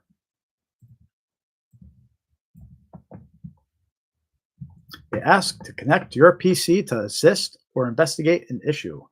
Right. So we touched this one on when we were talking about the headlines. This goes back to the tech support scam, for example. They fool a victim into calling the tech support line, and the first thing they do is they say, "Let us connect your computer to remove that virus." But you're actually letting a scammer onto your computer. They can steal your files, they can encrypt your files, they can extract your passwords. They have access to anything on your computer if you let them in there. So you should never let a stranger onto your computer, even if you're the one requesting assistance, right? You need to stop and think about who you're letting on your computer. Usually there's a very limited set of people you should let on your computer. You should have like your own IT guy, whoever usually works on your computer. You can trust them to work on it. Maybe somebody you work with or an IT guy at work, you can let them on a computer. But if you're getting a pop-up from some random alert that says call this number, stop. Because it's a scam, you're gonna let a scammer on your computer. And once you give them the keys, that's it. You don't know what they're going to install on your computer. You don't know what they're going to do, right? And once they're on, it's going to be very hard to get them off your computer because they'll install something that lets them get on whenever they want. They'll use your computer to commit crimes. They'll steal your identity, any files that have your financial information. They'll try to get access to that. They'll try to log into your banking websites because they're on your computer, right? So it's always a red flag if somebody wants to connect to your PC, right? It's a red flag, and stop and think: who am I actually letting on my PC here? This is very common. A lot of scams, they'll try to do this, right? So some scams that specifically would trigger this red flag by trying to get onto your computer, right? The fake virus alert and tech support scams that we just mentioned. They impersonate tech support, assisting with a virus to gain access to your PC, right? Another one is the fake order scams. We did a video on fake order scams. Definitely check it out later. But basically what they do is they impersonate customer support, assisting you with an order dispute. How the order scam works, the fake order scams, right? You'll get a text message or an email saying that you placed an order that you didn't place, or a phone call too. They're actually targeting everybody in all 3 ways. But you'll get notified of an order, and it'll say, "Press 1 to dispute this order," or "Call this phone number to dispute this order," right? So that's how they trick victims into calling the scammer, right? A victim gets this message, "I didn't make that purchase." It says that a $1,400 MacBook Pro was purchased, right? So the victim says, "I didn't make this purchase." They hit 1 to dispute it, or they call the number. They don't realize they're getting connected to a scammer, right? And then what the scammer does is he says they impersonate customer support, right? And then they offer to connect to the computer, right, to troubleshoot what's going on with the order, to take a look at some things. And once you let them on your computer, like I said, they have access to everything. And they'll probably start that whole narrative about, "Oh, your identity has been stolen. Let's log into your bank accounts and look for any suspicious activity. And now you're logging into your bank accounts, you're stealing your passwords, they're tricking you into sending money. It's a mess. Don't let them on your computer. Um, right. Fake fraudulent activity. That's exactly what I just talked about. They call up or they transfer you to somebody that's impersonating an agency investigating fraud, right? And then you let them on your PC because they say, let us check your accounts. Right? Don't do it. Someone wants to connect to your PC, it's a red flag, right? It's probably a scammer. Don't trust them. See a couple more people watching. Give us a thumbs up. Say hi in the chat. Let me know what you want to talk about. Red flag number 5. They request that you keep the matter confidential or secret. This is a big one, right? So sometimes they'll make that request. They'll be more subtle, right, than other times. Sometimes they'll just kind of mention it in passing. Don't mention this to anybody. Other times they'll be more threatening, a little bit more threatening about not mentioning it to anybody. It's common for scammers to ask for confidentiality, right? They don't want you to discuss the situation with other people, right? Because they know the more people you talk to, the more likely you'll be told it's a scam, right? So they want you to keep quiet. They don't want you talking to friends and family. They don't want you asking anybody about it, right? Um, they just want you to go along with what they say so you can get your money. And this is very common, right? So many scams. Here's some examples of many scams where they'll specifically ask for confidentiality or keep it secret, right? So you have the grandparent scam, which we're going to talk about the grandparent scam a little bit later in this live stream. But you have the grandparent scam, right, where they say a relative, like your son and daughter, has been arrested and needs money to get out of jail, right? They claim the relative is embarrassed and ask you not to tell anybody, right? So that's what they do.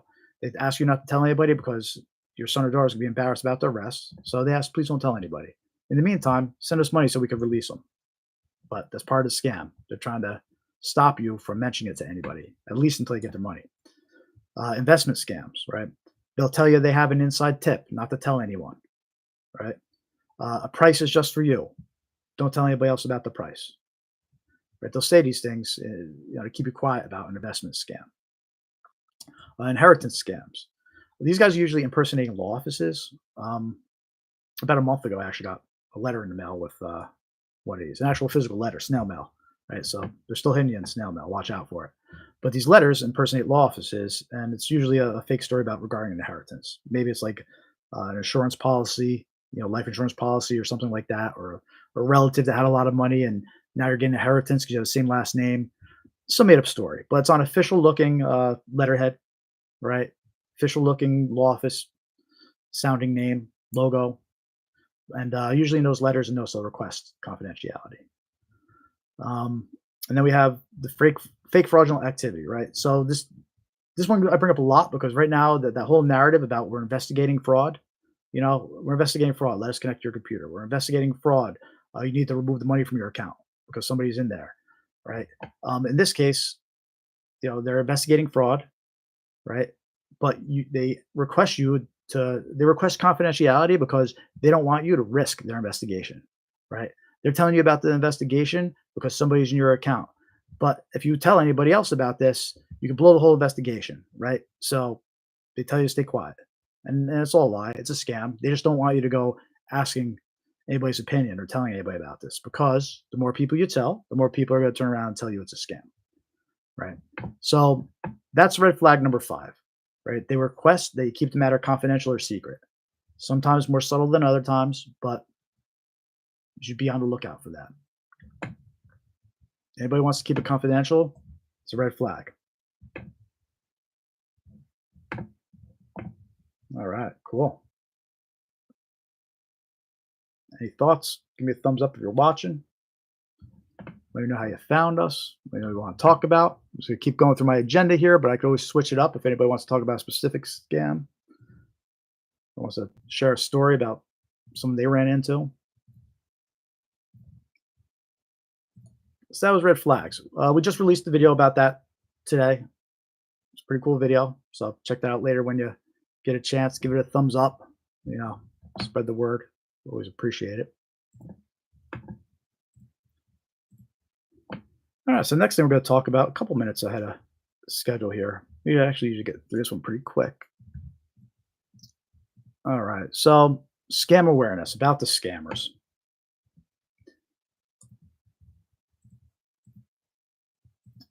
So, I don't have any slides for this one, but it's just gonna be a little quick general conversation about who these scammers are, what you need to watch out for.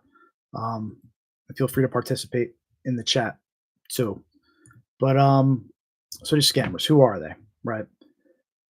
It's important to realize that in most cases, you're up against a team of scammers.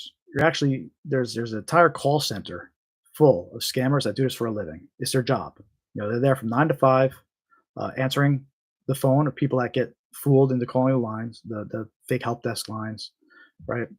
Um, they're replying to text messages that people are replying to, scam text messages. They're interacting with scammers all day. This is what they do for a living, right? And they're following a script. They're very similar to a sales team, right? They have a script to follow. They have numbers to contact and call, um, and they work in teams, right? So sometimes they'll have somebody that opens the scam that actually calls you initially. So in the case of a grandparent scam, you have an opener, right? And that scammer calls you, he impersonates the police and says your relative has been arrested, right? But then they hand off this the to one of their other scammers who actually impersonates a legal team, for example. So then the scammer who impersonates the legal team reaches out to the victim and tries to get money from them, right? So you're dealing with a team of scammers. Um, and you might think you're clever. You might think you could say something to them that they haven't heard before, but look, they've heard it all already. This is what they do for a living. They hear it all day long. There's nothing you could really say that would probably catch them off guard. They probably have responses, you know, in the script of what to say when you talk to them. So you're up against a team, right? The lone wolves are still out there, right? And they're doing damage, but nowadays you're dealing with organized crime, right? What could they do? So this is important to realize. They're using the latest technology. Okay, they're targeting victims with the latest technology. They have everything on autopilot. Okay, they're not sitting there and dialing people by hand. Okay, we mentioned a little earlier how the robocalls. These calls are just calling thousands and thousands of people, right? And then when you hit one, that's when you're connected to a scammer, right? Or when you call the number, that's when you're connected to the scammer, right? And that's what they're doing. They're taking those calls. They're not sitting there just calling people one by one. That's all being handled automatically, right? Um, so if you're under this impression where you think to yourself, nobody's going to target me. I'm nobody. Who's going to target me, right? It doesn't matter to them. You're on a list. You're just a name on a list. They're going to load up that list, and then you're going to get a call, or you're going to get a text message, or you're going to get an email, right? So they're targeting everybody. They're working in teams to be very convincing, right? And you got to keep that in mind. What could they do, right? So the robocall technology, right? But one of the scarier things that they could do, which people don't realize, and this is actually something that if people realize this would stop a lot of scams from being successful, right? The caller ID, they can make the caller ID show whatever phone number they want, right? So when they call somebody, and this happened the other day to somebody I know, this happened the other day, right? They get a phone number that shows the bank's, or they get a phone call that shows the bank's legit phone number on the caller ID, right? But it's a scammer, and the scammer's impersonating the bank. And a lot of people fall for this because they don't realize that scammers could do that. They see the caller ID, they see the number on the caller ID matches the bank's phone number, and they think, okay, it must be the bank, but it's not, right? So that's very important to be aware of. Um, that's if anything, that's definitely something you should make your friends, family, and loved ones aware of too, because a lot of people are getting hit with that. They're thinking, all right, caller ID, I can trust the caller ID, but you can't. Scammers, they'll call, they'll impersonate a police station, and the caller ID will show the police station's phone number. Right? They'll call and impersonate a bank, and the caller ID will show the bank's phone number. Right? So it almost has to be standard practice now, where if you get a call from anyone that's involving money, right? It's at this point, it's got to be standard practice to say, okay, let me look at this. I'll call you back, and hang up the phone, and then reach out directly to whatever agency that they claim to be from, right? Because you can't trust it. I mean, they know who to impersonate. The caller ID is going to say the number. Really, the only options you have is to hang up look into it and reach out directly to whoever they're claiming to be to see if it's real. So definitely be aware of that. They could, spoof the caller ID. It's called caller ID spoofing. Hey, here comes the SOL. Here comes the soul. Thank you. Thank you for participating in the chat. Glad to see you here. Let me know if there's anything you want to talk about specifically. What else could they do? They could send emails that look like they're from somebody else, right? They could actually send the email address itself. Could actually show somebody else's email address. All right. So you can't trust email addresses. You can't trust caller ID. Can't trust anything these days, right? So you got to do your due diligence. Um, and what do they know? This is where it gets a little scary, right? So everybody's personal data at this point, I mean, it's being sold on a dark web. Mine is, yours is. No matter how safe and well you guarded your data, right? Any third party that you provided it to has gotten stolen from third parties, right? The amount of breaches, cyber breaches that happened this year is crazy. Like everybody's social security number got stolen this year. Everybody's health information got stolen this year. Car dealerships throughout the country, all their data got stolen this year. It's insane how much information on consumers has been stolen this year. Government agencies have gotten hacked this year, and all your data that they have, all your information that they have, the scammers take it, and it's being sold on the dark web, and then it's being used to target you, right? So what do they know about you? They know who your family is, right? They know who your friends are. Just even just the public information that we share, like on Facebook and social media sites, right? They know all that. We have a. It's almost like we have our own permanent record on the dark web, and whenever there's another cyber breach, any data of ours that got taken, any passwords that were exposed, gets added to that file, right? So they know passwords that you've used. They know the email addresses you used. They know the IP addresses you used. They know the services you used, right? It's insane the amount of information that they know about you. Um, and what this does is it allows them to gain your trust when they're scamming you, right? So, for example, in a grandparent scam where they call and they say that your son or daughter is in jail, right? They know your son and daughter's name, right? They'll use a name just to be more convincing. So now here you are looking at the caller ID. Well, it's the police department's number, and they know my kid's name, right? It's very convincing, and they'll use this information to be more convincing and to gain your trust. Um, they know your account numbers, right? Because people they breach these services, right? So, for example, for the car dealership breach that happened this year, um, they accessed a ton of data on car dealerships because it was some kind of like payment processing company that dealt with car dealerships nationwide, right? So that breach, because of that breach now, theoretically, these scammers could call you, right? They could impersonate the car dealership you went to because they know what dealership you went to. They can impersonate the salesperson that you talked to, because I'm assuming they probably got that information too. But they definitely know what kind of car you purchased if you purchased it, right? They might have your license, your license plate number, right? Um, so they call you up, and now they could tailor a scam that's targeting you. Hey, this is Bob from the car dealership that you purchased your new Toyota Camry from earlier this year. We just need to confirm some billing information with you. Can you please confirm your credit card details ending in 1234? Right? It's a very convincing call. They know all this information about you. So you might not think twice to provide them that information. Oh, yeah, let me give you my credit card. I don't want my payment not to go through. Um, but the point is, they know a lot about you, and they're going to use that information to tailor these scams towards you. So that's why when these breaches happen and these companies offer you a year of credit monitoring or whatever, I mean, that's like an insult because you're going to be dealing with the repercussions from your data being stolen for the rest of your life. Like that data is going to be sold on the internet forever now. So and the credit monitoring is not going to help when somebody's calling you directly and trying to get your bank account information and your other personal information. Or it's not going to help you when they're impersonating a police officer and telling you got to send money, to get your kid out of jail. Okay. So, yeah. So they know a lot about you. And something that you might find interesting is up on my screen as well here on the scamaware101.com website. If you click on tools and resources, we actually have a section. It's the first three links right here. There's three different websites you could go to. Have I been pwned? Pen tester, and then another one from Cyber News. It's a leaked. It's actually leaked data checker, right? You could go to these three links, and you could pop in your email address. You could pop in your phone number, and it'll actually come back and it'll tell you what data and what breaches you've been involved in, right? And it can be a little scary, right? One of these actually comes back. It'll give you a list of passwords that have been breached. So there's passwords that you've used in your past right there, around the screen that they know.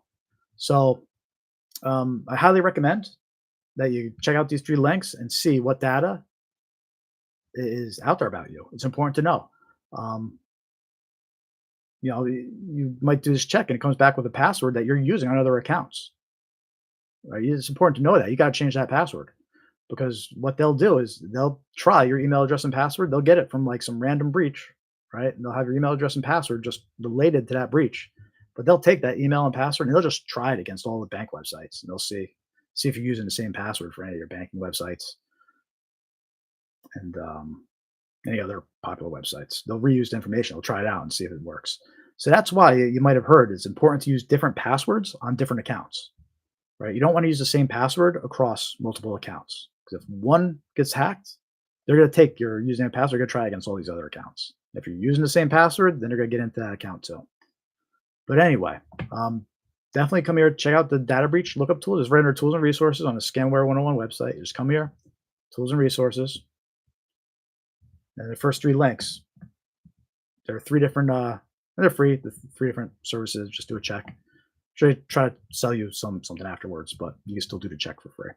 So, and while you're on the website, join our mailing list by clicking to join our mailing list button. Might as well while you're there, right? So anyway, that's who you're dealing with. You're dealing with a group of people. You're dealing with more people than yourself, right? So you're dealing with an army of criminals, really. They could do a lot. They got the latest technology. They have the funds and the resources to do it. We see how much money they're making from some of these scams, and they know tons of information about you to target you with and gain your trust. Right. So it's important to be aware of all that. Don't think that you're just some small fish that they're not going to target. That they don't know anything about you. It's not a big deal to them, right? You're a name on a list. They have all your data. They're going to target you. I don't care if you got $10 to your name, $1 million to your name. They'll take it. So, all right. So that's my little speech about scam awareness. I'll get some slides done and make it easier to follow in the future. But it is important to be aware of this stuff and what they're capable of. And again, before we go on to the next topic here, just in case anybody's just joining us now, by the way, give us a thumbs up, say what's up in the chat. But one of the key things that we just mentioned about that was they could spoof the caller ID. They can make any number appear, like at your bank or a local police department. So this false sense of security is what people get kind of tricked by, right? So don't have that false sense of security. It's important to be aware of what these scammers could do. All right, cool. How's everybody doing so far? Enjoying the live stream? Anything you want to hear about? Any stories to share? I'm just going to update the agenda here to talk about some more common scams. What else we're going to do here?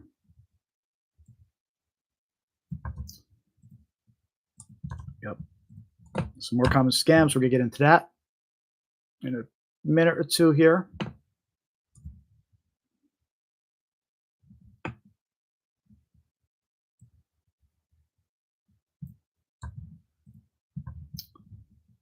Just updating the agenda, and then we'll keep on moving.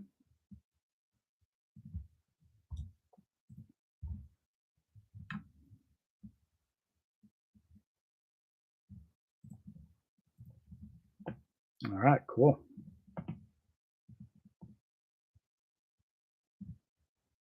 All right. So other common scams. So we've talked about the tech support scam a lot. It keeps on coming up. It was mentioned in the headlines. It was mentioned in the red flags. But again, it's an extremely popular scam, and unfortunately, a lot of older people fall for this scam. Not just older people, but those are ones you seem to be hearing about lately on the headlines. So we are going to go over this scam now. I did a video on this scam. It is on our YouTube channel.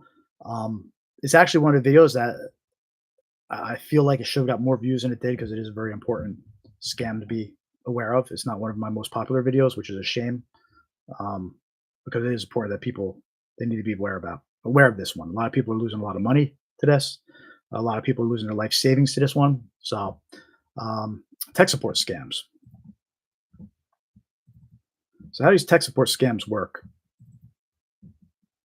is they'll usually, and by the way, these impact whether you're on a Mac computer, whether you're on a Windows computer, whether you're using your phone, your mobile device. This scam targets all those devices, right? Doesn't care which type of device you're using, um, because the whole point of this scam is to trick you into calling a phone number. So it doesn't care what device you have. So let me show you some examples of these fake pop-ups that might get encountered. All right. So here's one. It tells you got.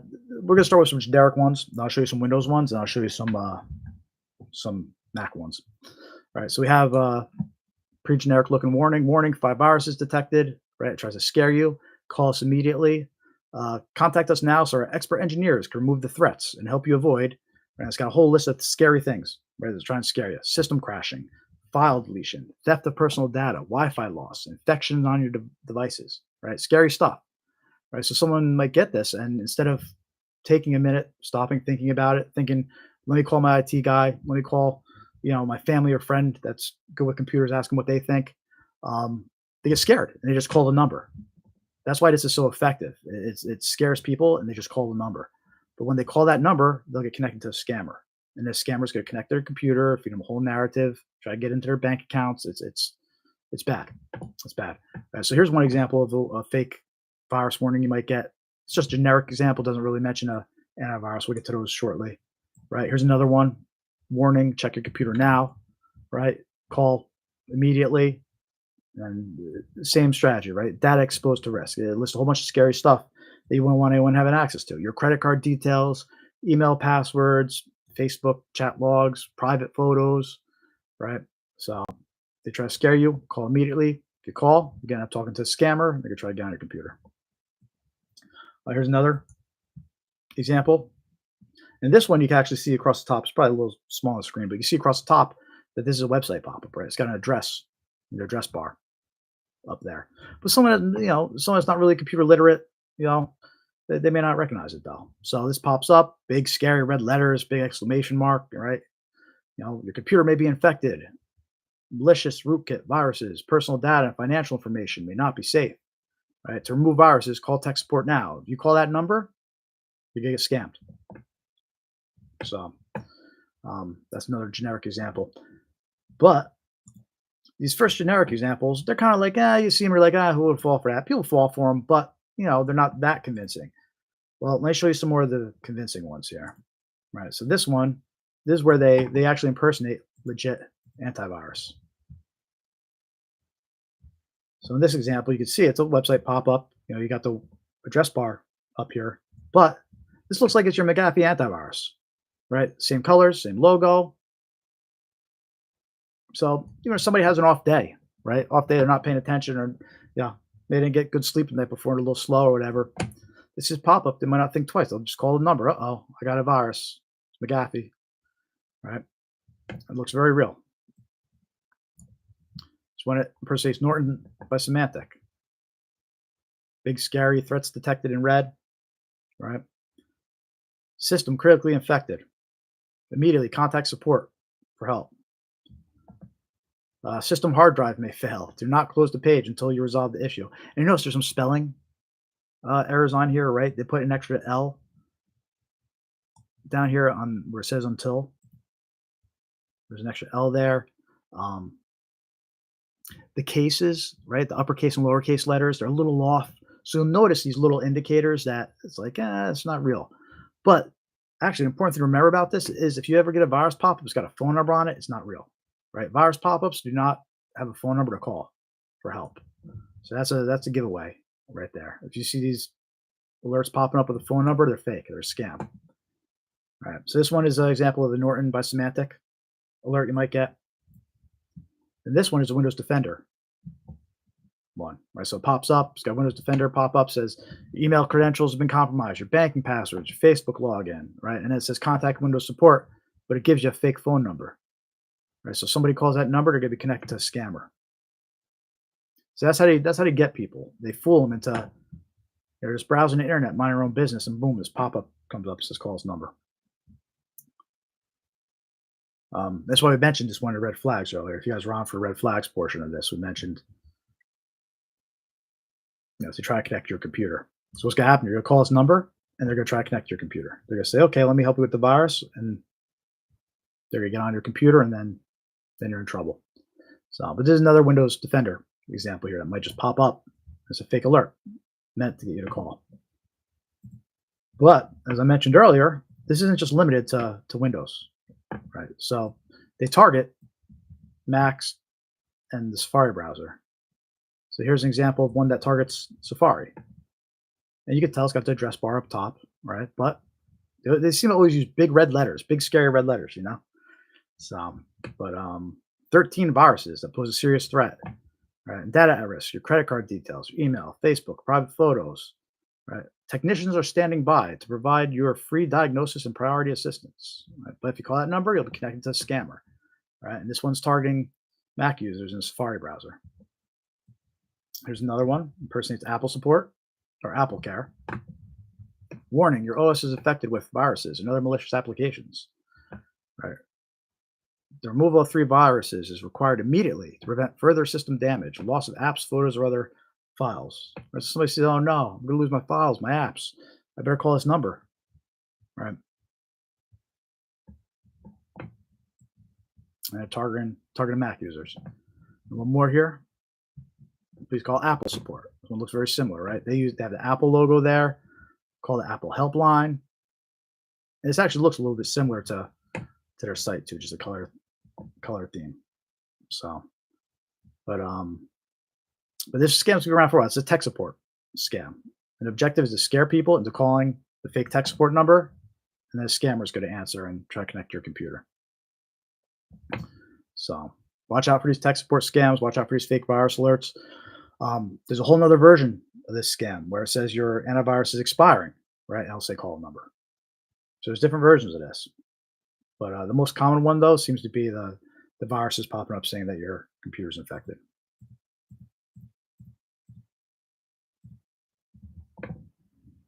So that was a tech support scam. Let's talk about a wrong number scam. We did a video about this one. It actually got, I think it's close to 98,000 views now, which is wild. But it was a popular scam. It's targeting a lot of people, right? So a wrong number scam. The point of a wrong number scam is to get a reply. Okay, it's not the end. The wrong number part isn't the end scam, right? It's like the wrong number scam is to get a reply and get someone on the hook, right? And then once they're on the hook, then you hit them with whatever the financial scam, the romance scam, the investment scam. But the point of wrong number scam is to pull the victim in first, right? So what they do is a wrong number scam. It could start off with any text message, any random text message that gets delivered to your phone, right? It can start off with something as simple as hi, right? And what they're looking for is they're looking for you to reply back and say hi. Right? So if you ever wondered why you get so many wrong number text messages, this is why. They're scams. And they can say literally anything, right? This one just says hi. There's a real example, right? This one says, "Hey, Anna, I'm Josie." Okay. So you would reply back and say, "Sorry, you got the wrong number." Well, now they got you. Now they know that your number is real, right? And they're going to keep on having a conversation go as well, right? But they can just start with the, "Hey, Anna, I'm Josie." Wrong number, right? "Excuse me, this is Emma." Or you're trying to get a reply, right? And you want to be polite, right? They're taking advantage of your good nature, right? You want to reply to this person. You want to say, "Hey, sorry, you got the wrong phone number," right? You don't want to be a jerk and let them think in their, not getting a reply. But that's all part of the scam. They want you to reply. So this is just some examples about what the conversation can start with. But in reality, it can start with anything, right? There's a common one. They'll text you, say, "Hey, let's meet up for coffee," and you'll reply back, "Who is this?" Right? When New Year's came, as soon as New Year's came, hours later, people were sending me examples of message they were getting saying, "Hey, let's get together for New Year." But it was from the scammer. The whole point was for them to reply back and be like, "Who is this?" Right? They're trying to pull people in and verify phone numbers and then get a conversation going. Right. So anyway, if you reply back to what he's saying, wrong number, they're gonna try to continue a conversation with you. Right. And here's an example of one. This is a real example that happened to me and a friend, and we actually replied back just to see for the purpose of this, share it with everybody here, right? So we get the random message, "Hi," okay. We reply, we just act like anybody else. We reply back, "Hi, who is this?" Right. The person replies back, "I'm Karina. Are you David? We met last week at Linda's party. You picked this number for me." Right? They're gonna give you some story like that. "We met last week at a party," or "We met at school," or "I haven't talked to you in years." Right? They're just gonna give you some story about some other person they're trying to reach. Right? So we reply back, "Sorry, you have the wrong number." Right? Because we're not David. We don't know Karina. You have the wrong phone number. Right? That's typically what somebody would reply back. Right? Then they reply back, "Oh my gosh, I checked and found out I entered the wrong area code. I hope this doesn't bother you." Okay, that's okay, no problem. Okay. At this point, there's no reason to keep on conversing, right? They know they got a wrong phone number, right? There's no reason for them to keep on talking with you, but they're going to because that's what the point of a wrong number scam is. They want to get you into a conversation. They want to put you into conversation, right? So we reply back, "That's okay, no problem." Normally that'd be the end of it, but it's not because it's a wrong number scam. They reply back, "Thank you very much. You're a very friendly and polite person. I hope we could be friends. Nice to meet you. My name is Karina. What can I call you?" This is when they start asking questions, right? They're gonna ask your name, right? So this is what she's doing. They're asking the name, right? And just as the phone, we replied back Pat, because Pat could be a woman or a man. So we are like, let's mess with them. We're gonna reply back Pat. All right. And then they reply back, "You have a beautiful name. I am from Malaysia and currently living in Los Angeles. Where do you live?" Right. At this point, we would just stop the conversation. We had enough to show you the example. But if this has gone on, they would ask, "Where do you live?" Right? We would reply back something. Then it was said, "How old are you?" Right? And what they're doing is they're scoping you out. Right? They're trying to figure out what scam is going to work best on you, depending on your age, your sex, your location. Right? They're determining what scam to proceed with. Okay. So anyway, red flags. There's no reason to talk to you after you told them it was the wrong number. Right? If they're going to keep on talking, then it's a scammer. There's no reason for them to try and befriend you through a text message, but that's what they do. They want to befriend you. They want to get a conversation going, and then they're going to try to lead you because we talked about this earlier on the red flags. They're going to try to lead you to WhatsApp or Telegram to continue the conversation because, like we spoke about earlier, scammers can communicate with victims outside the country easier using WhatsApp, and also they're able to send videos, pictures to try and gain your trust. So, but anyway, this is a wrong number scam. Oh, and then this one, I actually received this one. They'll include a picture sometimes, just to try to entice people to maybe reply a little bit more, right? So, "Hi Byron, I'm Jane." They include a picture of an attractive woman. "Have you gotten the pictures I sent?" Right? They're trying to tempt you to reply. And it's funny that I included this example in the video we did, and people in the comments were like, "Hey, same girl, send me a text message," you know. So they just find a picture or they generate one with AI, right? And they start sending it out, trying to get guys to reply. So this is one I actually received, back in October, a couple months ago. So watch out for this scam. It's a wrong number scam. The best thing you could do, right?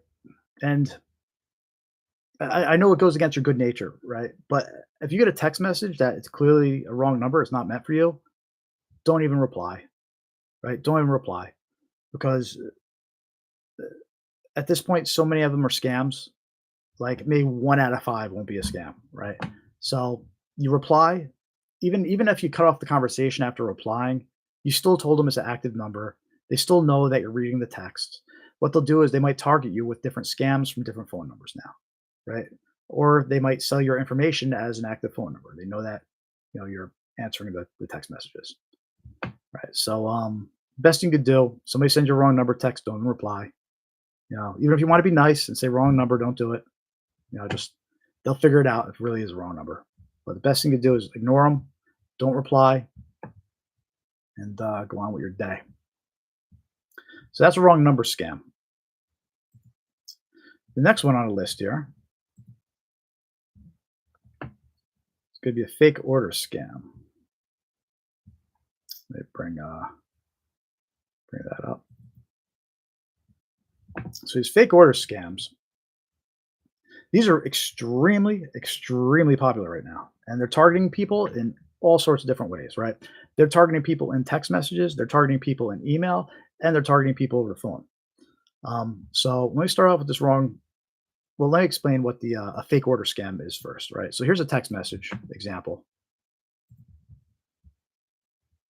And the point of a wrong number scam is to trick the victim into calling a scammer to dispute the order, right? So what happens is it involves a text message, a phone call, or an email that states an order was placed under your account, right? It might be your Amazon account, it might be your Apple account. In this example, it says your Apple iCloud ID was used at an Apple store for $143, right? But then it says to call this number to dispute the charge. So most people will get this message and they'll think, oh, well, I better call that number to dispute the charge. They don't realize they're actually calling a scammer. And then the scammer's going to try to connect your computer, to troubleshoot the order, and then you're in trouble. They're going to steal your passwords. They're going to ask you to check your bank account. They're going to tell your identity was stolen. They're going to say your identity was stolen. That's why the order was placed, right? And then they're going to ask you to log into your bank accounts, make sure there's no suspicious activity. Meanwhile, they're stealing everything, right? So this is a real text message that actually got sent out where, claims a fake order was placed, and it tries to get you to dispute that by calling the phone number. All right. And I actually have 2 recordings to play of phone calls that do this. So I actually have 2 recordings of voicemails that were left about fake orders being made, and I'm going to play them for you right now. So, and what's important to recognize about these phone calls too, it could be any vendor, it could be any made up product. All right. The point is they want you to call up and dispute it. All right. So let's start with so this first one is they impersonate Amazon and they claim that a MacBook was purchased under your account, right, for $1,400. So if you get a call like this where it says press 1 to dispute the charge, don't do it. You're going to be connected to a scammer. Instead, log into your Amazon account and actually see if an order was placed. Here we go. Hopefully you could hear it. This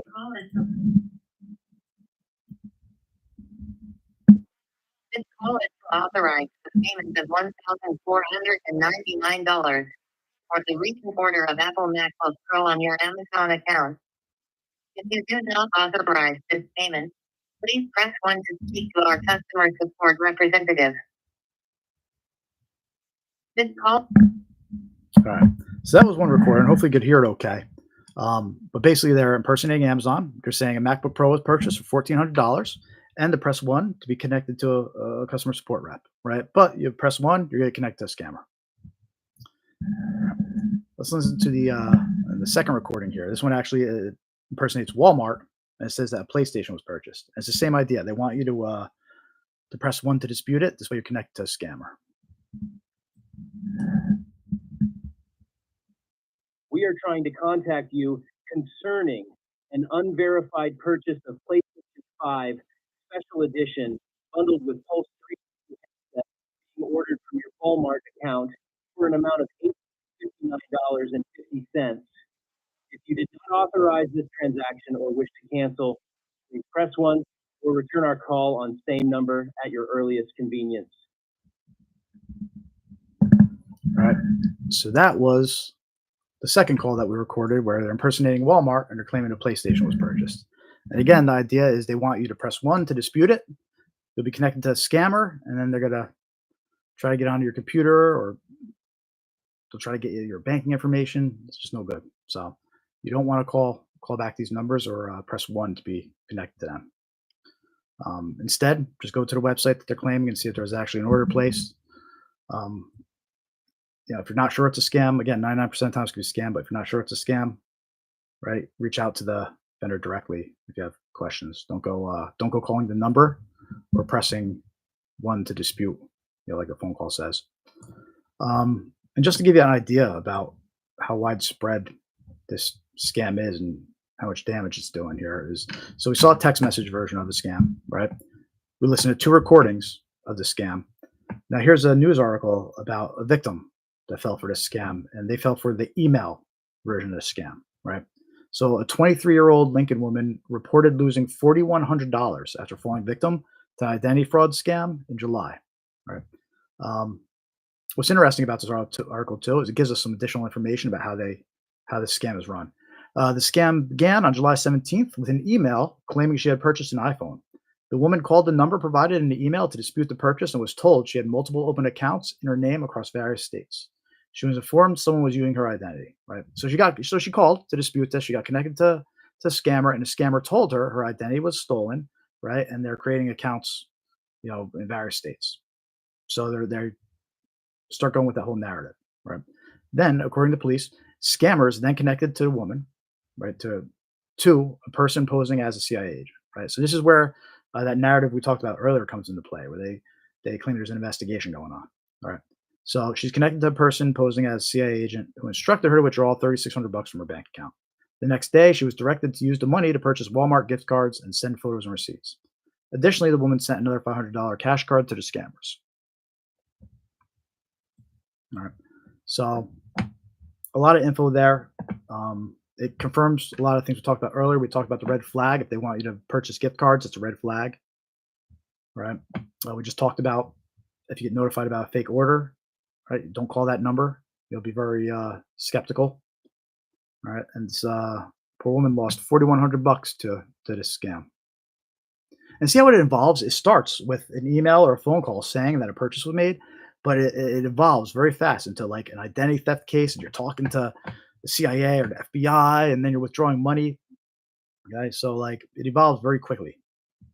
So watch out for this one. Make sure your friends, family, and loved ones are aware of this because they're targeting text messaging, they're targeting email, they're targeting phone numbers.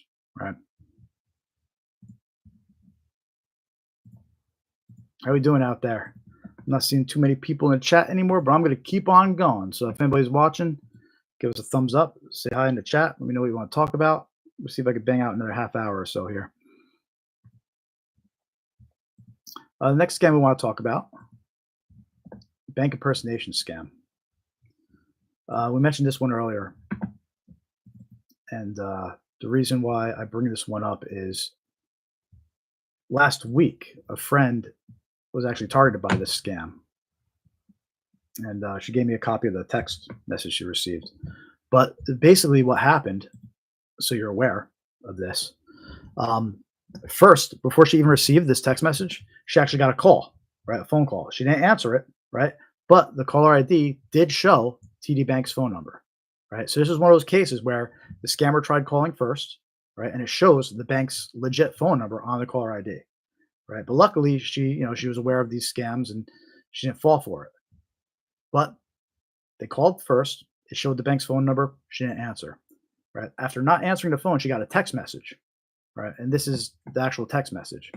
And what it does, it impersonates TD Bank, and it says that there was a transaction at Walgreens, and the reply, yes, if recognized, or no, if not recognized, right? This is a fake text message. It's not really from the bank. She didn't reply to it, so we don't know what their goal was 100%, but it could have been a couple things, right? Usually how the scam goes is, at the very least, if you reply, you confirm that your phone number is legit and they could sell it, right? But more often than not, what happens when you reply, you're going to reply no because you didn't make the charge, right? You didn't make the transaction, so you're going to reply no. And then what they're going to do is they're going to reply back and they're going to try to get more information from you. They might say that your account's locked, so they need you to reply with your username and password, right? Or other personal information. To unlock your account, reply with social security number, for example, right? So, yeah, this is a very convincing scam that's out there. They're spoofing phone numbers to make it appear like it's from the bank. They're sending text messages that kind of look like it's from the bank.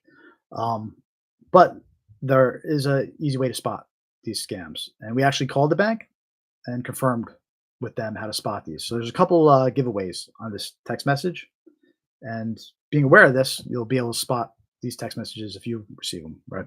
So first of all, if you get a text message from the bank, it should indicate what account it's referring to, right? So it'll usually include the last couple digits of your account, the real text message from the bank, right? So if it doesn't reference the account, it's going to be a scam. You can tell that way, right?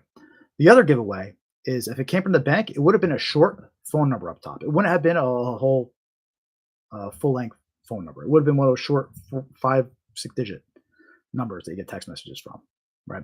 So because this actually shows a phone number that it came from, you know it's not from the bank because it would have came from a short number that was from the bank. All right. So those are two indicators that this is a fake text message. There's no account number, and it has a full number, a full phone number instead of a short number as the number came from. All right. So watch out for these bank impersonation scams. We read the headlines earlier. People fall for this, especially when they see the caller ID shows the bank's phone number. So,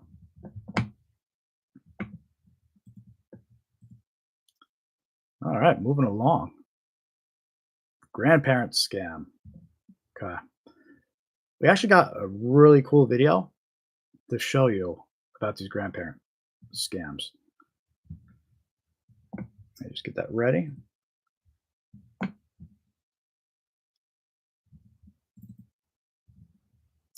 So before we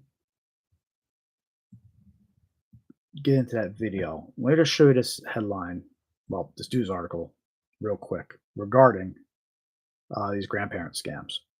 So first of all, what a grandparent scam is, in case you're just joining us now or don't know, it's when a scammer calls a relative, like a grandparent or your parent, right? And they'll say that your son, daughter, some other relative has been in an accident or is in jail for some reason, right? And they'll say that they need you to send money for their release. So that's called a grandparent scam, because usually they'll call a grandparent, they'll try to scare them, right? And they'll act urgently. The grandparent will oh my God, yeah, let me send you the payment, right? So that's known as a grandparent scam.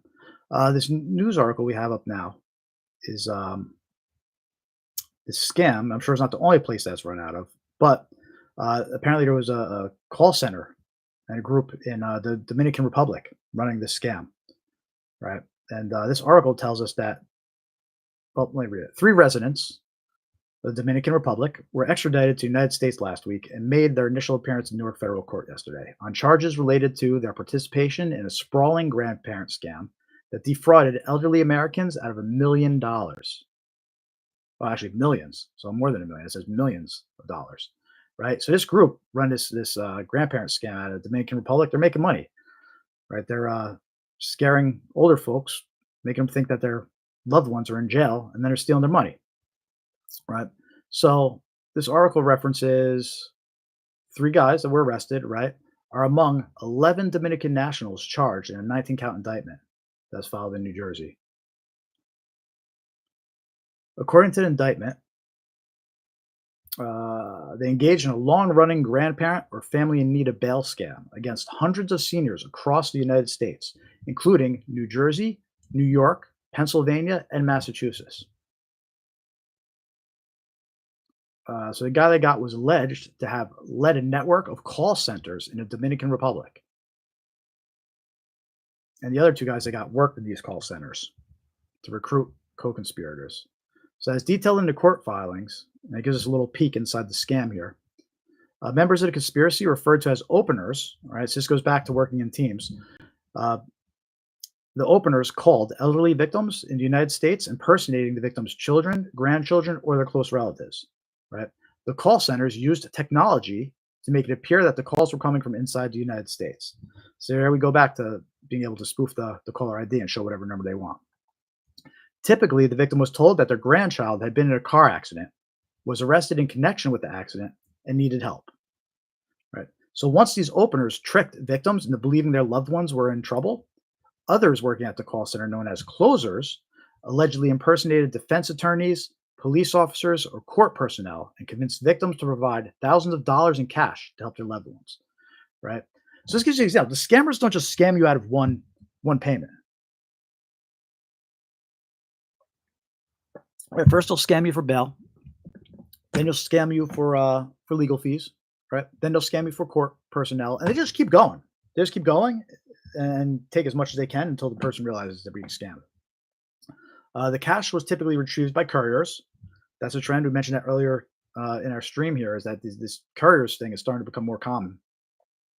Right. And the thing about these couriers, a lot of times these couriers, they don't realize they're being scammed too. A lot of times these couriers, they think they're working a legit employment job. They think they landed a dream job where they just run around picking up cash for their boss. But it turns out they're actually being scammed too.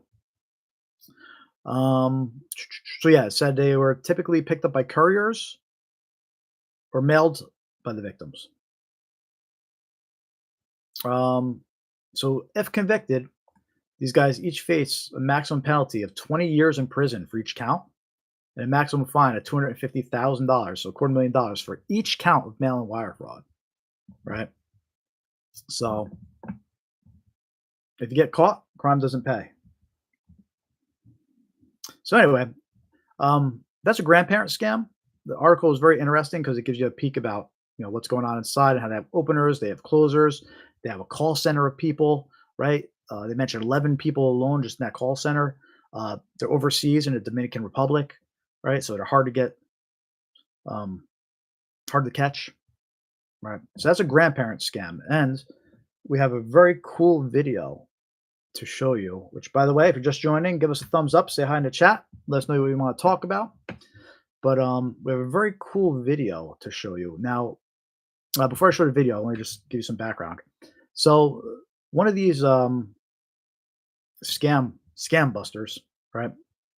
They were able to hack into one of these scammers' web cameras, right? It was able to record them do the scam. So we have the video here of the scammer in the Dominican Republic actually calling an older woman and doing the scam. It's on the whole narrative. And what you'll see on the video is he impersonates the child that got arrested, or the daughter that got arrested, right? And then he switches his voice and starts impersonating a cop. And anyway, let me play this video for you here. Hopefully you can hear okay. Oh, Mom, I had a car accident. Huh? I had a car accident. Oh, Linda, it's me, Linda. how are you? I got a car accident. What happened? I'm gonna put the whole. I got arrested. Arrested? Hi, ma'am. Yes, Are you Linda's mom? yes. What I'm going to need you to do is grab a pen and paper and write down Linda's case number, ma'am. I need you to hurry up, please, ma'am. Case number It's the number 2. 2. The letter B as in boy. Can you read that back to me? 2 C. I'm going to read what's going on, ma'am, okay? Okay. Linda was involved in a car accident that was stated in the police report. She admitted that was her fault. While she was driving, she was using her phone. That's what caused the accident, ma'am, okay? Oh man. The woman that was driving the other vehicle was 7 months pregnant. Had to rush her into the nearby hospital. She might lose her baby. Oh really? Yes. Now, we actually confiscating her cell phone for legal evidence, so she cannot receive or cannot make calls. This is going to be her only last call. Are you with me, ma'am? Yes, I am. Now, she actually wrote a note down here saying that she didn't want anyone to know about this. Let's honor her wish for right now because it's too much for her right now. That's what she's saying. Okay. What I'm going to need you to do, ma'am, is stay by the phone and wait for the lawyer to call, okay? Okay. Okay, bye-bye, ma'am. Bye. Right. So that's actually one of these scammers making the call and performing this scam. And it's this guy got on his webcam, he was able to record it, and you actually see what he's doing. And there's so many interesting things in this video to talk about, right? So you can see how he impersonates the child, then he impersonates the cop, right? You can see how I'm not sure if you noticed it, but he actually uses like a voice changer, right? So when he's impersonating the kid crying, it sounds like a little bit higher pitched voice, right? When he switches over to impersonate the cop, he starts playing police scanner chatter in the background, right? To sound like he's actually calling from a police station. Yeah. Um, you'll notice how he says, and we mentioned this earlier in the red flags, right? He says that your daughter's embarrassed, right? So let's not tell anybody about this, right? So he's trying to get, he's requesting confidentiality. He doesn't want the victim to talk to anybody about this because if she talks to somebody, they might say, "Hey, it's a scam," right?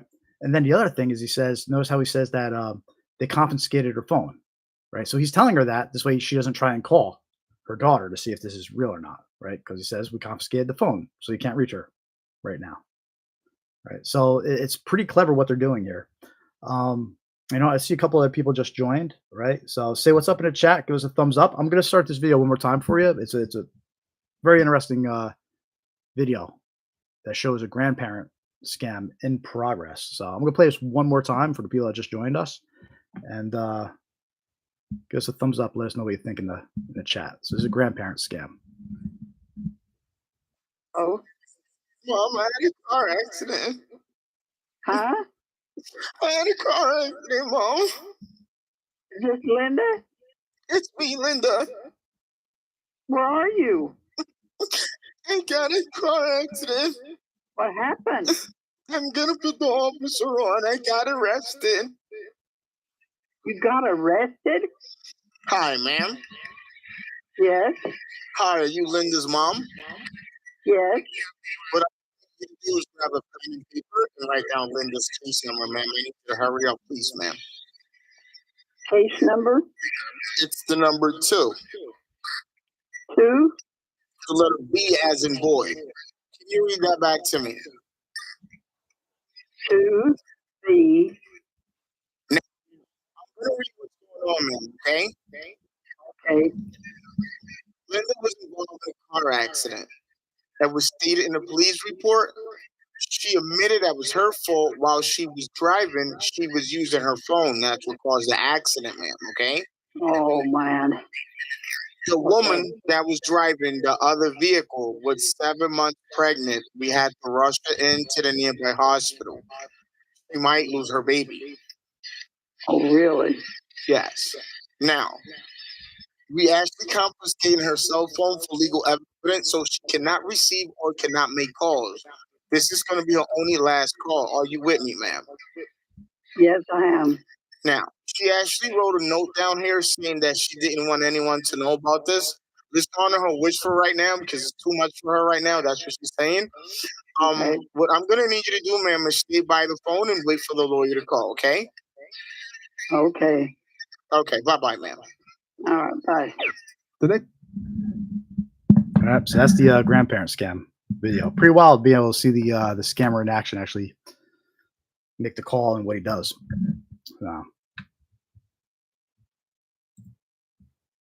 I wonder if that's one of the guys that they mentioned here that got caught in Dominican Republic. But anyway. All right, cool. Everybody just joined. Say hi in the chat. Give us a thumbs up. Let us know what you want to talk about. Social Security scams. So we're going to see more of these now that the new year came around, and I keep on seeing news articles about changes happening in Social Security and this and that. So I suspect that we're going to see more Social Security scams happening here, especially to the older folks, right? So be on the watch out for phone calls impersonating Social Security. Okay, because that's what they do. They call, they impersonate Social Security. They say there's a problem with your banking information, so they can't make a payment to you, or they'll say there's a problem with your billing information. They can't get your payment, right? And it's all a trick just to kind of get your banking account or credit card details from you and your personal information as well. Same thing with IRS. IRS scams are going to be popping up soon too. That's going to be the same deal. They're going to be phone calls coming in impersonating the IRS. So watch out for those. Social Security, I mean, they're gonna hit hard with these scams. Um, eh, on their regular letters that they send out, in the regular mail, they actually have a warning about scams on the envelope now. Their website is pretty good as far as giving people scam warnings. In fact, let me bring up their website real quick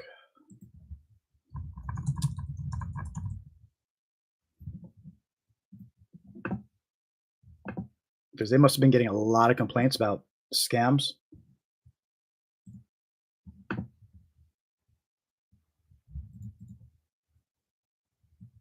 Bring up their website.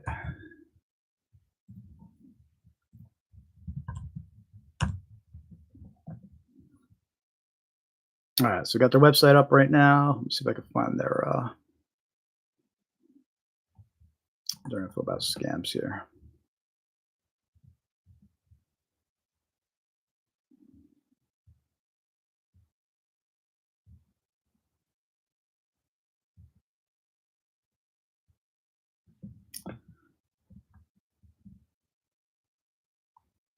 Wow, it's not as easy to find as it used to be.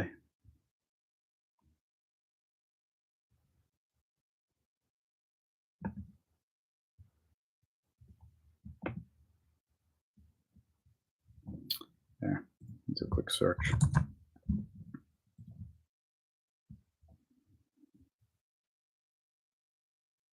There we go.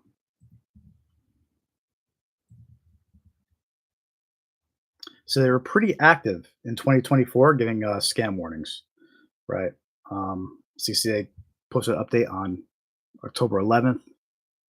Scammers often disseminate false information about steps you need to take to get your COLA increase, right? This is a scam. 4 basic signs of a scam. Let's see what they have to say. Scammers pretend to be from an agency or organization to gain your trust. Scammers say there was a problem or a prize. Scammers pressure you to act immediately. Scammers tell you to pay in a specific way. Known tactics scammers use. Scammers frequently change their approach with new tactics and messages to trick people. We encourage you to stay up to date on the latest news and advisories. These are red flags. You could trust that Social Security will they'll never threaten you with arrest or legal action because you don't agree to pay money immediately, right? So they're telling you right there, if you get a call from somebody claiming to be Social Security, it's okay to hang up and do your due diligence and check it out, right? If they're sitting there trying to keep you on the phone and threatening you to pay immediately, it's not Social Security, right? That's what the scammers do. They want to scare you into paying immediately and taking action without thinking, right? They will never suspend your Social Security number because that's what these scammers will do too. They'll call up, they'll say that your Social Security number has been suspended, and they need to confirm some information, or you need to pay to get it unsuspended, right? So, claim to need personal information or payment to activate a cost of living adjustment, right? So COLA, the cost of living adjustment. There was a lot of media attention about that one lately, right? So they're saying here that they'll never claim to need personal information or payment for that adjustment, right? So if somebody's calling you saying that their Social Security Administration, they need the info, they're lying, they're a scammer. They'll never pressure you to take immediate action, including sharing personal information, right? So there you go again. It's okay to hang up, and they're not going to demand immediate action from you. They'll never ask you to pay with gift cards, prepaid debit cards, wire transfers, or cryptocurrency, or by mailing cash, right? We talked about that earlier with the red flags. Those are common red flags. If someone's asking you to pay in gift cards, prepaid debit cards, or cryptocurrency, it's going to be a scammer, especially if it's a government agency, right? It's not a government agency. It's somebody impersonating them. It's a scam. They say they'll never threaten to seize your bank account. They'll never offer to move your money to a protected bank account, right? So this goes back to that whole narrative. This is one that's going to keep on popping up. You're on a phone with a scammer. They're going to tell you that somebody's in your account, your identity's been stolen, and you need to move the money, they're going to say. But that's the trick. When you go to move the money, they're going to actually get you to move it to their account. So Social Security will never ask you to move your money to a protected bank account. They'll never demand secrecy. So we just talked about this one too when we talk about asking for confidentiality, right? That's a red flag that keeps on popping up. They're never going to demand secrecy. If they demand secrecy, it's a scammer, right? They just don't want you to tell anybody because somebody might tell you as a scam. They'll never direct message you on social media, right? You got to watch out for those social media scams. Be skeptical and look for red flags. If you receive a suspicious call, text message, or email, letter, or message from social media, the caller or sender may not be who they say they are. Scammers have also been known to use legitimate names of office or inspector general or Social Security Administration employees, spoof official government phone numbers, or even numbers for local police departments. Goes back to that spoofing the numbers, man. Gotta watch out for those numbers. They can spoof them. They can make the caller ID make it look like they're actually calling. So you can't trust the caller ID. Send official-looking documents by mail or attachments through email, text, or social media messages. So make sure to do your due diligence. Make sure you got to call the agency directly and confirm anything before. Don't just trust anything they got an email or phone call about.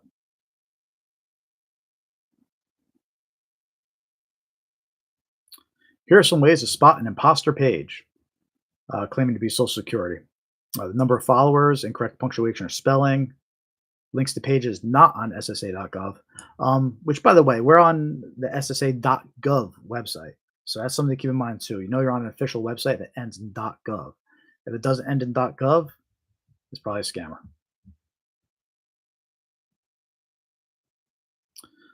As a new note, scammers using artificial intelligence as additional tactic to trick people. You may find more information regarding AI scams from the Senate Special Committee on Aging's brochure. Emerging threat, artificial intelligence. I'm going to go download that for later.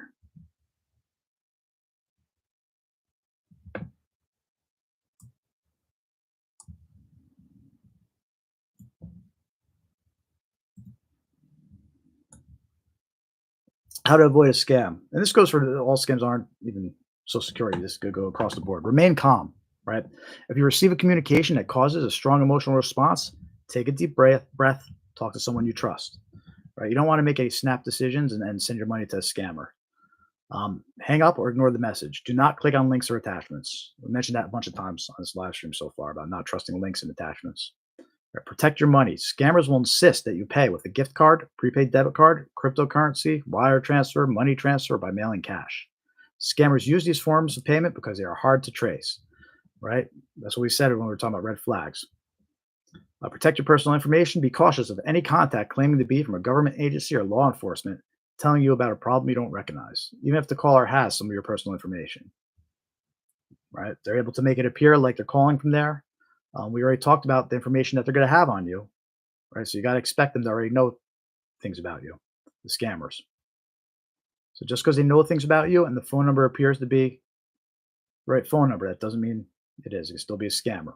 So you got to hang up, do your due diligence, reach out directly and confirm who you're talking to. Spread the word to protect your community from scammers, right? I mean, this is why I do this. I want to spread the word. Like, this is all about getting awareness out there. I got tired of hearing about people getting ripped off and losing their life savings to these scammers when there's just these red flags that if they were just aware that, you know, they're not going to ask for gift cards and they're not going to ask for cryptocurrency or that they're going to ask for confidentiality, right? These little red flags where if people were aware of them, it could have prevented them losing hundreds of thousands of dollars, right? So we want to protect your community. You want to let your neighbors know, your loved ones know, spread the word about these scams. Let them know that, you know, they can't trust what the caller ID says, right? Let them know that scammers are sending fake text messages out about undeliverable packages and about fake orders, right? We want to spread the word around. We want to, you know, redistribute the information that you're getting from these live streams and from the videos. Share them with people, repost them, you know. So that's it for the Social Security impersonation scam.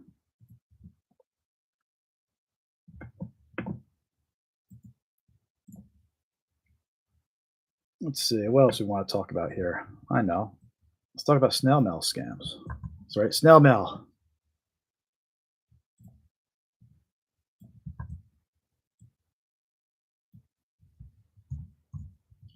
I think people are so used to getting scammed on the internet or over the phone that they forget the scammers are still using snail mail. They're still using the post office to get people.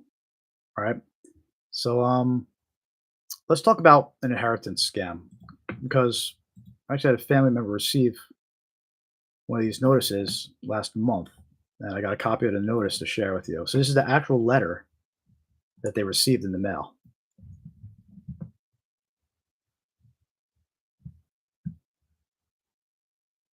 All right, and the letter, it's got the fancy letterhead logo. It's got a law office listed, as a return address that that looks legit, right? It's got a case number. They had our address correct, right? And then it said, "Dear, I blurred out the name, but the name was correct, right? It was actually a family member." And basically, what this letter they received in the mail says, it says they're a partner at a law office, right? There's an unclaimed permanent life insurance policy held by our deceased client.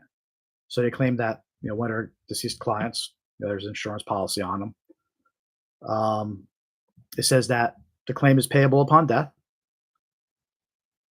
right? And in this case, they're saying it's $10 million, a $10 million payment, they're saying. So they sent us a letter basically saying we're going to inherit $10 million. The policyholder was one of our clients, right? Late Dr. Maria, and it has a name, and that last name actually matched the last name of who this was sent to. All right, so that's what they're doing. They're saying somebody with the same last name as you left you money. Who shared the same last name with you and was a stockbroker and retired CPA. She was a COVID-19 victim who died about 4 years ago. Right. Since her death, no one has come forward for the claim, and all our efforts to locate her relatives have proven unsuccessful. All right. The insurance company stipulates must be turned over to abandoned property division. All right. Okay. So therefore, I ask for your consent to be in partnership with me for the claim of this policy benefit. In view of the striking similarity in the same last name and nationality with the deceased. If you permit me to add your name to the policy, all proceeds will be processed on your behalf. I wish to point out that I want 10% of this money to be shared among charity organizations, while the remaining 90% will be shared between us. Right, and then they say this is 100% risk-free. I do have all the necessary documentation to expedite this process in a highly professional and confidential manner, right? There's that red flag, confidential manner. Why do they care if we're telling somebody we're getting inheritance, right? But they're asking for confidential manner. Right? I provide all relevant documents to substantiate your claim as the beneficiary. This claim requires a high level. Say it again. This claim requires a high level of confidentiality.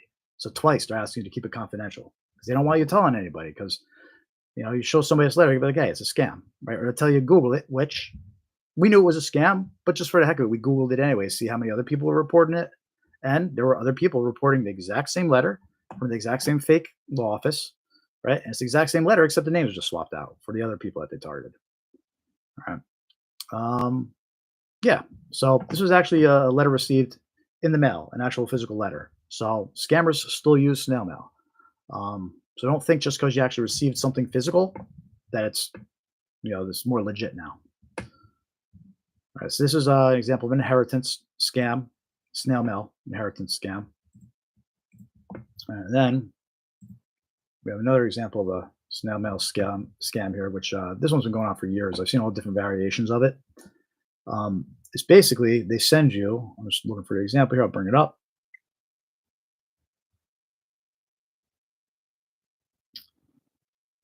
Basically, they send you an invoice, and they make it look like it's a renewal, right? And in this case, these guys are good lawyers, right? So somewhere on the back of the letter in small print, it'll say something like this is not a renewal, or it'll say this is an advertisement. Like they'll have the bare minimum on it where like you can't sue them, right? Because they got good legal people working for them. But yeah, you'll get this in the mail, and it looks very much like a renewal. Right. And it even says listing maintenance. Right. So that kind of insinuates you have a listing, right? You have a listing and but anyway, so this is what this actually is you're actually purchasing a listing from them. It's not a renewal. But they make it look like, okay, I better renew this, otherwise my website's not going to work anymore. I'm not going to get the advertisement I paid for anymore. I've seen a whole bunch of different versions of this. In this case, they're just it's a business listing, right? And they make it look like it's a renewal. And they have the attach here, put your credit card information to pay it. Okay. But I've seen other versions of this where it's actually it gives permission to transfer your website, to transfer your domain, but they make it look like a renewal. So you think, okay, I better pay this. What you're actually doing is you're authorizing your website to be transferred and moved to somebody else. and you're paying to do it. So watch out for these scams. They usually involve websites or domain names. And this was a snail mail version, an actual letter that came in the mail.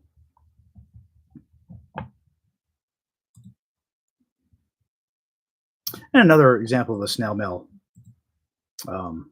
scam you want to watch out for. Sometimes they refer to it as brushing, but it's a little misleading, right? We did a video about brushing scams and QR code scams. So if you hear about brushing scams, the term being thrown around, and you want some clarification on it, go check out the video on our YouTube page on brushing scams and QR code scams, because we go into a little bit more detail.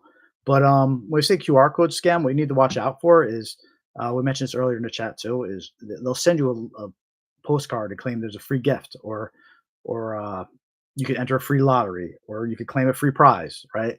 And it's a physical piece of mail, but it's got a QR code that you can scan on it, right? You scan a QR code, it brings you to a website.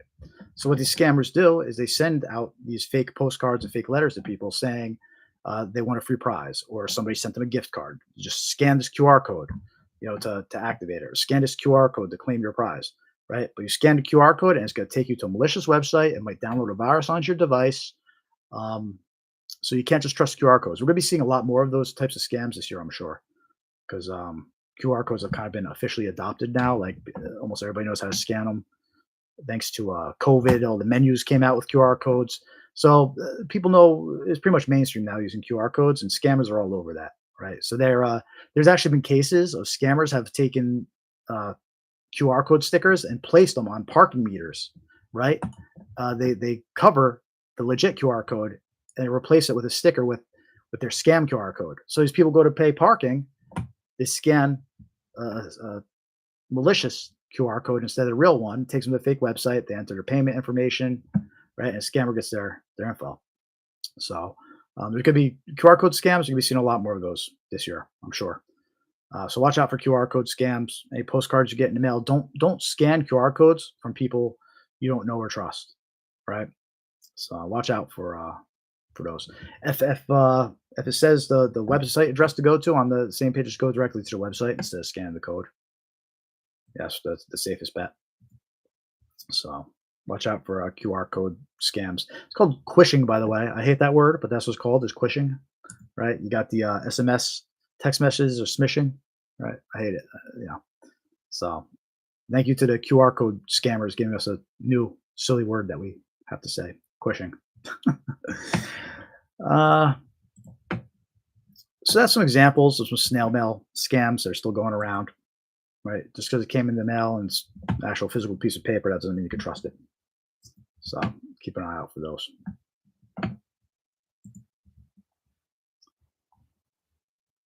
So I think we're getting pretty close to the end of our live stream here. We're just going to go through, just want to show you the Scamware 101 website real quick. We got a lot of tools and resources on the website that you could use. That'll be useful. All right.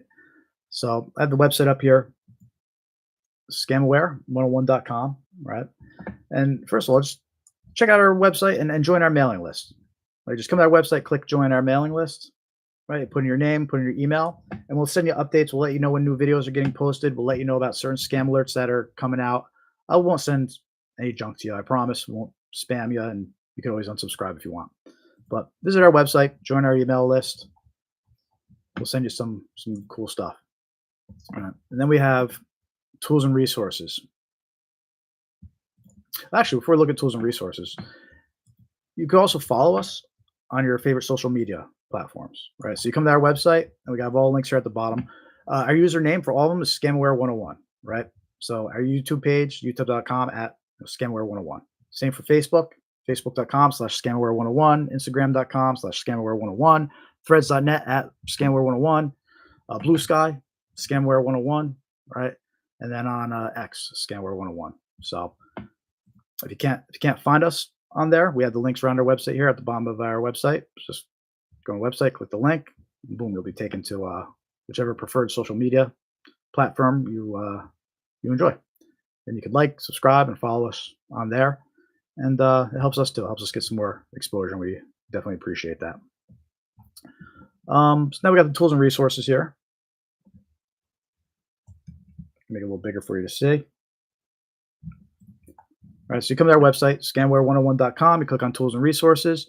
We got the first 3 links that we mentioned earlier. Definitely recommend putting your info into these three different lookup tools. Right, they tell you any breaches that your data has been involved in. Right, you put your phone number in, it'll tell you any breaches and what information is being sold about that phone number. Right, same thing with your email address. You put your email address in, it'll tell you what breaches that has been involved in. It'll tell you what passwords are being sold of yours. Right, so I definitely recommend, come to our website, scamware101.com, click on tools and resources, and the first 3 links, you know, they link to trustworthy places, right? And the 3 lookups are free. They'll try to pitch you a removal tool afterwards, but you can still do the lookup and see what information about yourself is out there. All right. We have a couple other lookup tools. If you want to just check a website, you could use Norton's Safe Web, see what the reviews of a website are saying, if anybody's reporting it as a scam. Same with Google Safe Browsing. We have a link here to that. You can just pop in a website. It'll tell you if it's been detected as unsafe or anything. We got scam report lookup tools, right? There's the BBB and AARP actually have some really cool scam tracking databases and scam tracking maps. They're pretty fun, actually. Let me bring up the AARP one here for you. So you have the scam tracking map here. And what you could do is you could put in the city or state, right? I'm going to put in, let's see, last week I did New Jersey and Florida. Maybe, let me do Boston. Switch it up. Boston, Mass. If anybody's in the chat, let me know where to look up. I'll look up wherever you are. We'll see what the scams are. So feel free to let me know what you want to look up in the chat. I'll pop it in here. We'll see what scams are in your area. And give me a thumbs up if you haven't yet. But anyway, so we put in Boston, Massachusetts here. Right, and you can see scams that were reported this week, right? Gift cards, scams, and fraud, right? I was told that if I would pay $50, they were going to send me money through Cash App. And once I sent it, all right, so it's a gift card. So I don't know what that has to do. Well, let's see what this guy's saying. Let's click it. See if it gives us more details about what's going on here. I was told that if I pay $50, they're going to send me money through Cash App. And once I sent 50, the amount that the money kept going up. But once they got like $500 out of me, they kept telling me I took my Christmas money, blah, blah. So my rent money, they kept calling me, harassing me for money, interfering personal. Okay. Not sure what that has to do with the gift card, but let's see what else is being reported over here.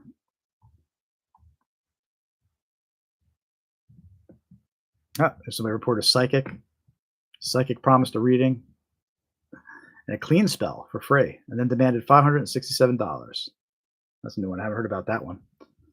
Anybody remember Miss Cleo from back in the day? Give me a thumbs up and reaction in the chat if you remember Miss Cleo. Tech support scams and fraud. Computer made loud noise just as described. I let them into my computer until they wanted to charge me. All right. So when this guy says loud noise, I don't know for sure what he's talking about, but I can tell you that those fake pop-up websites that tell you that you have a virus on your computer, right? It's a fake pop-up that says you have a virus, they call a number. There are ones that they'll actually blast out through your speakers. You're infected with the virus. You're infected with the virus. Like it will blast it out of your speakers, right? Until you call that number, and they'll make it very hard to close that window. So he might be referring to that when he says loud noise was coming out of his computer. But yeah, if you ever come across those, they're very annoying. Investment fraud scam. Was offered to invest in a foreclosure company that paid a higher percentage, right? Supposedly in the UK. What else are they reporting?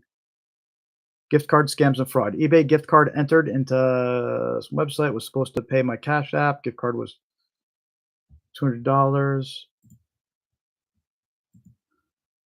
So it sounds like this might have been what happened to the other guy too. It sounds like there's gift cards.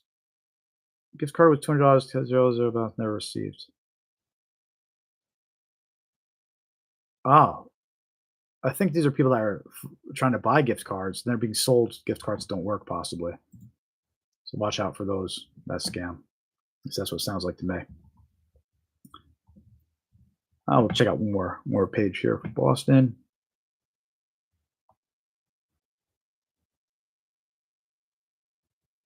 Somebody sent me a fake check for $9,800 and told me to put it in my bank and buy your Apple Card. I bought her worth. Okay. If somebody sends you a check that you don't know, don't trust it. This is a classic like check cashing scam, right? They send you a check, you deposit it, you give them money, and then 3 days later you find out the check's no good, right? And sometimes they'll have you buy devices and send it to them, but anyway, whatever the case, watch out for these check scams. There's always different variations, but some of them are like employment scams, right? But anybody sends you a check to cash it,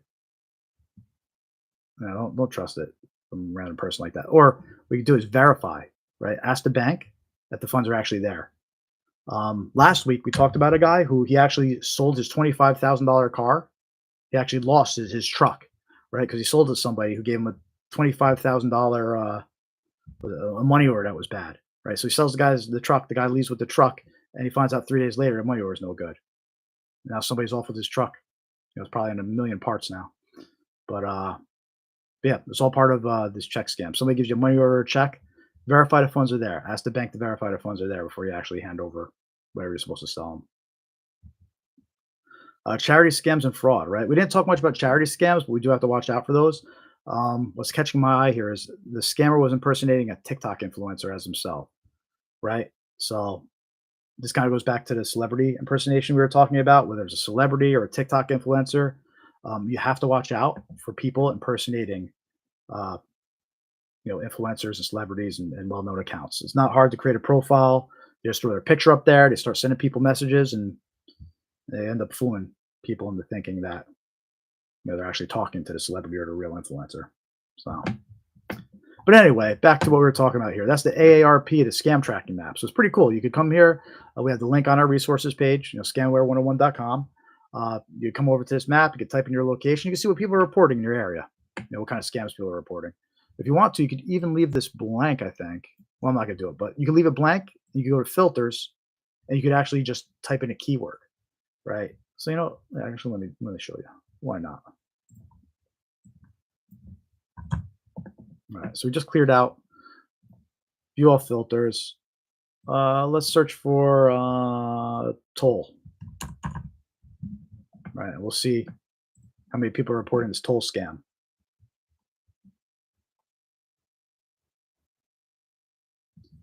For the auto-related scam, text asks for payment of a bridge toll on a recent date by clicking on a link. If you pay with the card, it's declined, and you're prompt, right? So what's happening here is he's getting that text message about a toll, right? And he's clicking the link, and he's putting in his credit card. And what's happening is they're saying, the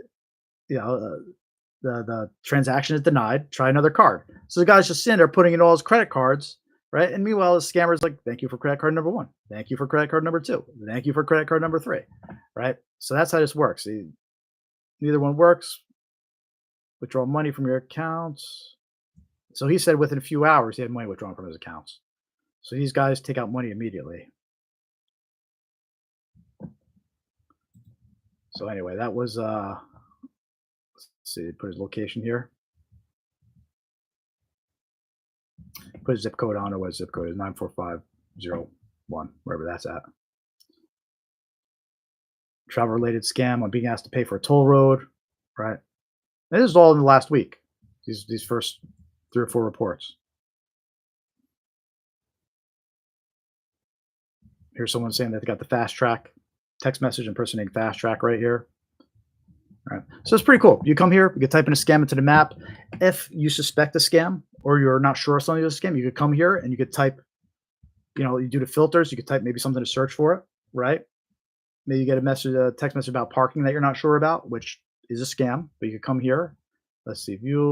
Let's do parking for keyword. Let's see what we find for parking.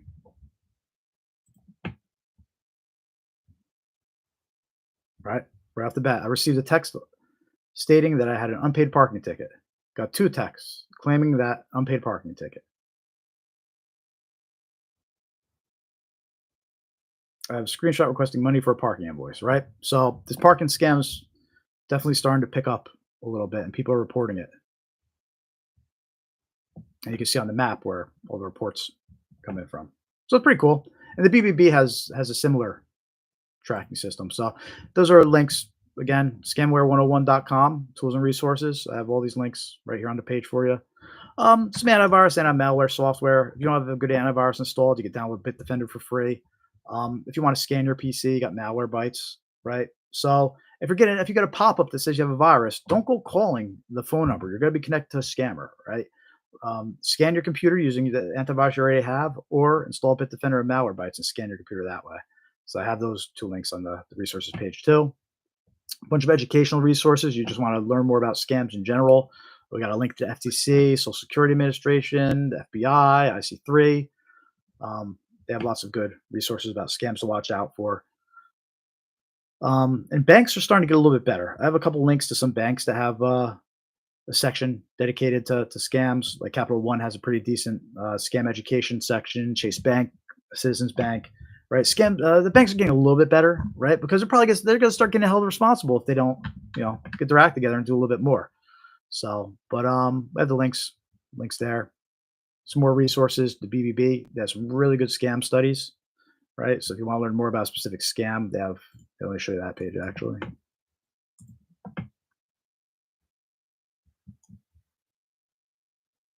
Wow, almost 500,000 scams reported to BBB Scam Tracker. Online purchases, phishing, employment, debt collection, sweepstakes and lottery, tax collection, tech support, government grants, counterfeit products, advanced fee loan, right? But they have some really good resources here that go into more details about the scams. They got the online shopping fraud study, phishing study, investment scam study, gift card scams we're just talking about, puppy scams, cryptocurrency, payday loan scams, all good stuff here. Government imposter scams. Is that rental listing real? That one's starting to become more popular, these fake rental listings. Romance scams, tech support. So tons of good stuff here as far as researching scams. Money mule scams. Online dating sites report a surge in activity in the days before Valentine's Day. Interesting. Money mule scams. Huh. Yeah. So all good stuff there. And this last section we have here, just a bunch of credit report resources, right? We have links to 3 credit reporting agencies. So if you want to create accounts there, you can see what info is going on under your credit. And also a good tip, right? Annualcreditreport.com. You can request a free credit report annually. And if you want, you could actually, every couple months, you could just request one from TransUnion, a couple months, one from Experian, a couple months, Equifax, right? So you could, you don't have to request them all at once. You could kind of do it out throughout the year if you don't want to wait the whole year. But anyway, it's good to check your credit report just to see what's going on in your account, just to see if anybody's creating accounts under your name or doing anything malicious with your identity, right? So it's free to get the report. Annualcreditreport.com. I got the link here under resources. Worth taking a look if you haven't checked it out lately. So anyway, Scamware 101 tools and resources. And then when you're on the site, might as well just click join our mailing list and join the mailing list still. And I think we're just about ready to get wrapped up here. Almost 3 hours in, 2 hours and 50 minutes so far.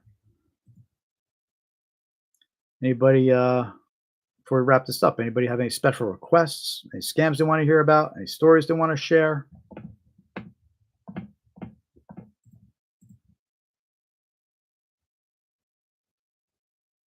We're monetized now. So if you want to click thanks, send us some money, we'll take it.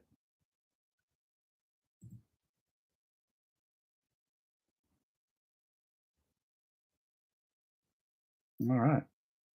Well, I think we're just gonna hang out for another 10 minutes, make it an even 3-hour live stream. Give anybody else any last minute stragglers want to come in and ask a question. I'll give them that last 10-minute chance here.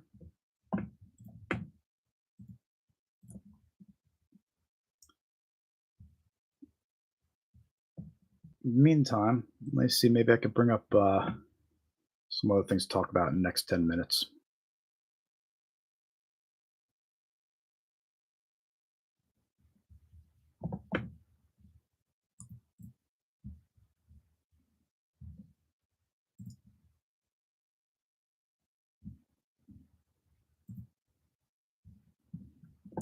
See some people coming in and going. Say hi. Let me know what you want to talk about.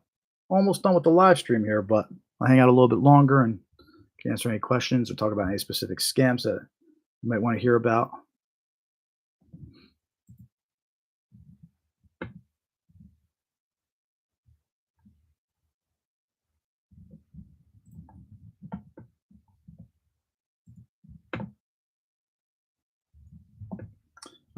If you haven't seen them yet, definitely check out our YouTube channel.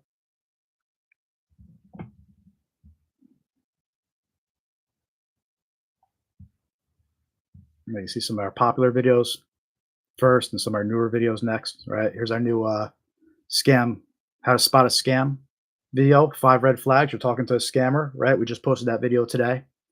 It's right down here.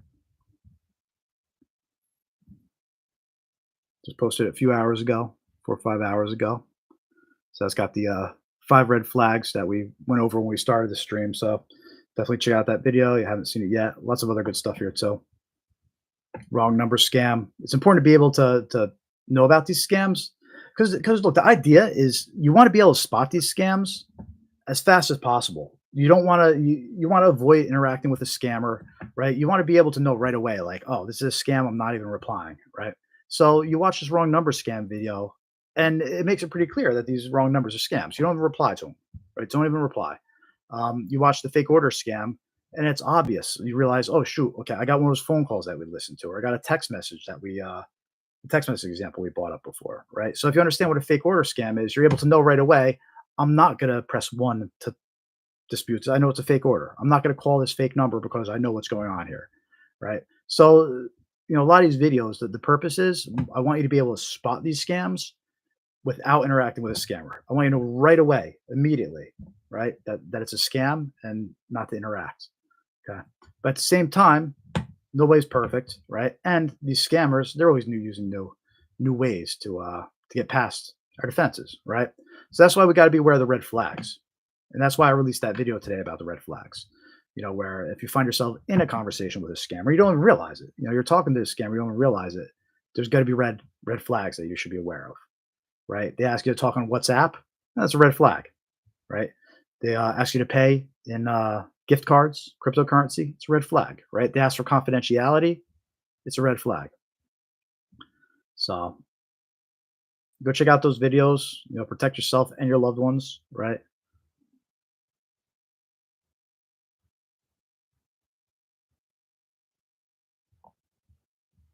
So our past live streams. So if you don't subscribe yet, come over to our YouTube channel, hit subscribe, all right? Give our videos a thumbs up. Always appreciate it. Helps us get more exposure too.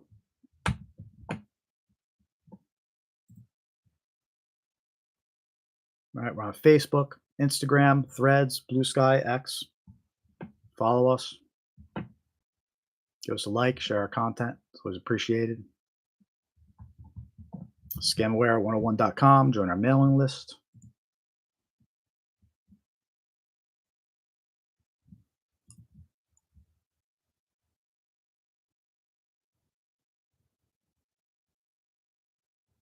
So a video about brushing scams and QR code scams, right? Because that was getting a lot of media attention. Every time the holidays come around, brushing scams get a lot of media attention. Basically people start receiving packages, they don't know why, but it's an Amazon scam. They're creating fake reviews, but they're using your identity, right? So even though they're not financially harming you, they might be using your name to leave scams on a product that aren't real.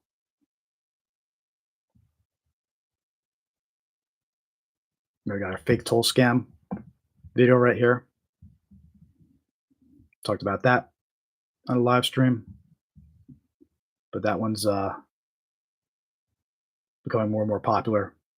Fake toll scams.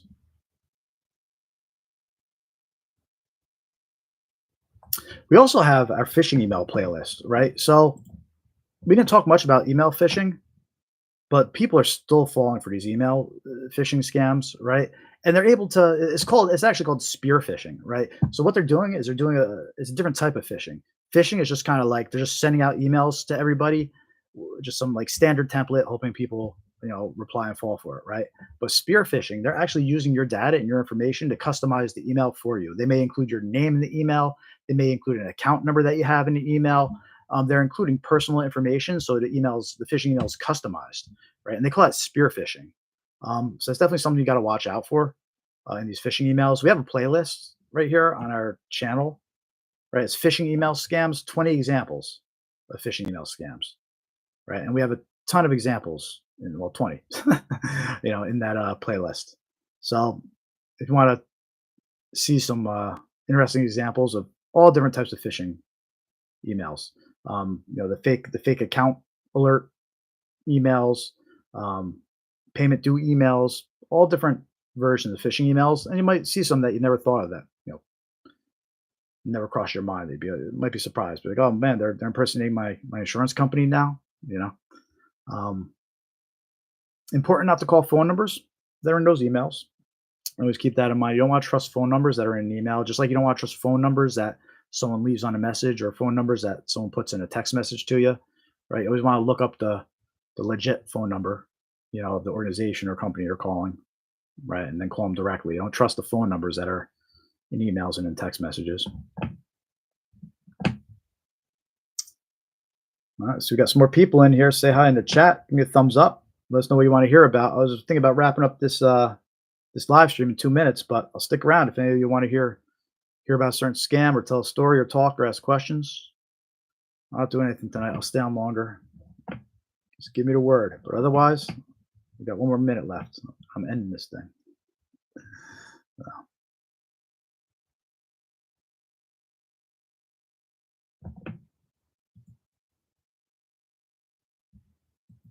All right. So before we wrap this up, just for anybody else who just joined, check out scamaware101.com. Join our email list by clicking join our mailing lists, right? Follow us, Facebook, YouTube, Instagram, Threads, Blue Sky, all that.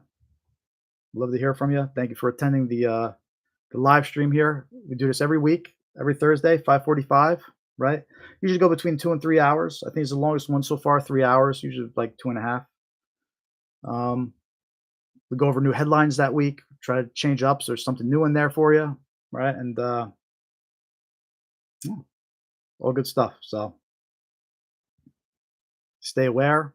Hopefully you learned something. May tell you something new you didn't know about or remind you about something, warn your loved ones, warn your family members. Things are going to get real interesting with these scams and AI this year. So don't let your guard down. Stay aware. On that note, 8:45, we're 3 hours in. I'm going to wrap up this live stream. Thank you, everybody who attended. It was awesome seeing you. I hope you enjoyed the live stream. Give me a thumbs up if you haven't yet. Subscribe if you haven't yet. And talk to you all soon. All right, everybody, have a great night. I'll talk to you next week. And until then, stay safe.